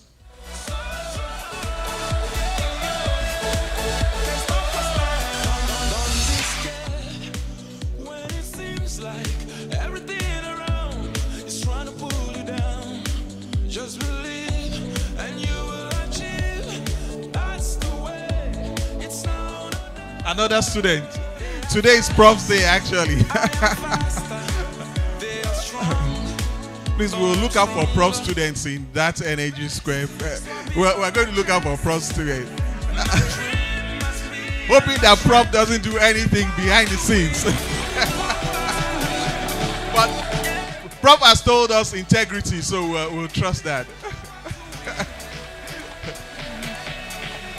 Thank you very much, Prof, and thank you, Dr. Sunday John. Thank you very much. Thank you.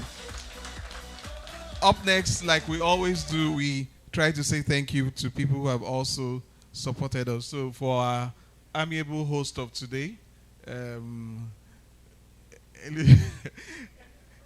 Elush, and of course Tejumadi, please, Prof, come help us present their plaques to them as well, because it's always a pleasure to have people give themselves to serve sustainability.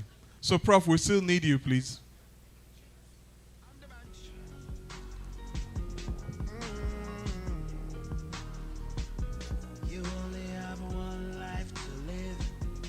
Narrator.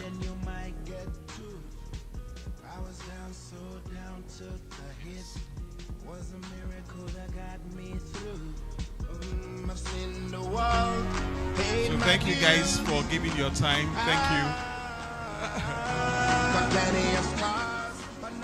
Please, I think we should appreciate Sahara Group. Yes, this is amazing. You know why? Most times you go for events, people host you and you go. They give you all the awards, nobody remembers them. So thank you very much.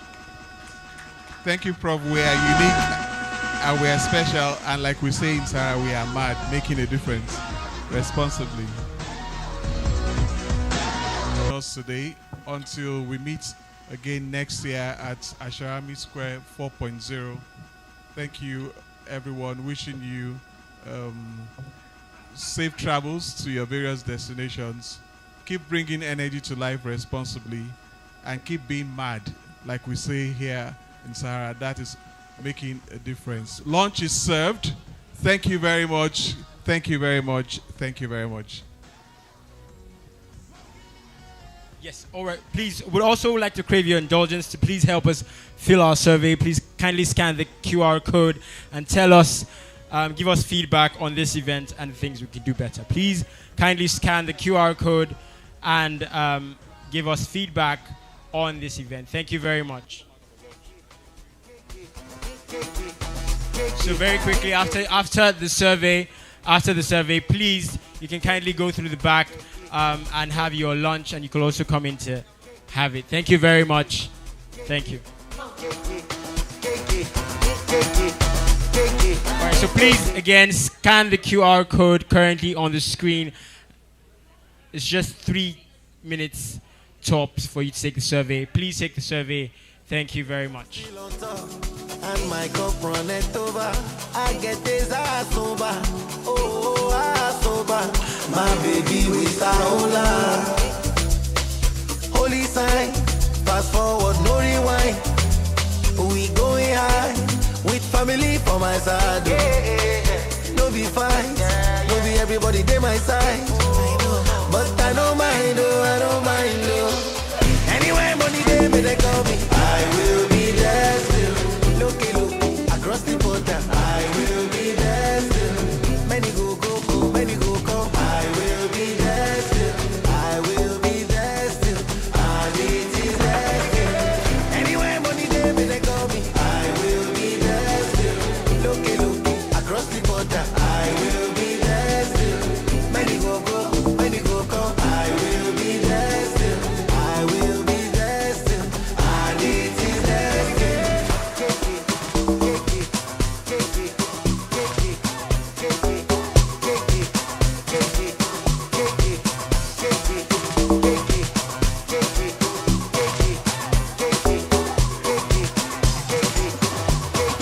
My heart feel like pure water. I don't get the other. And you can't fight the destiny. The pain brings out the best in me.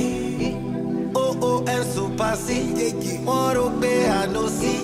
I dey for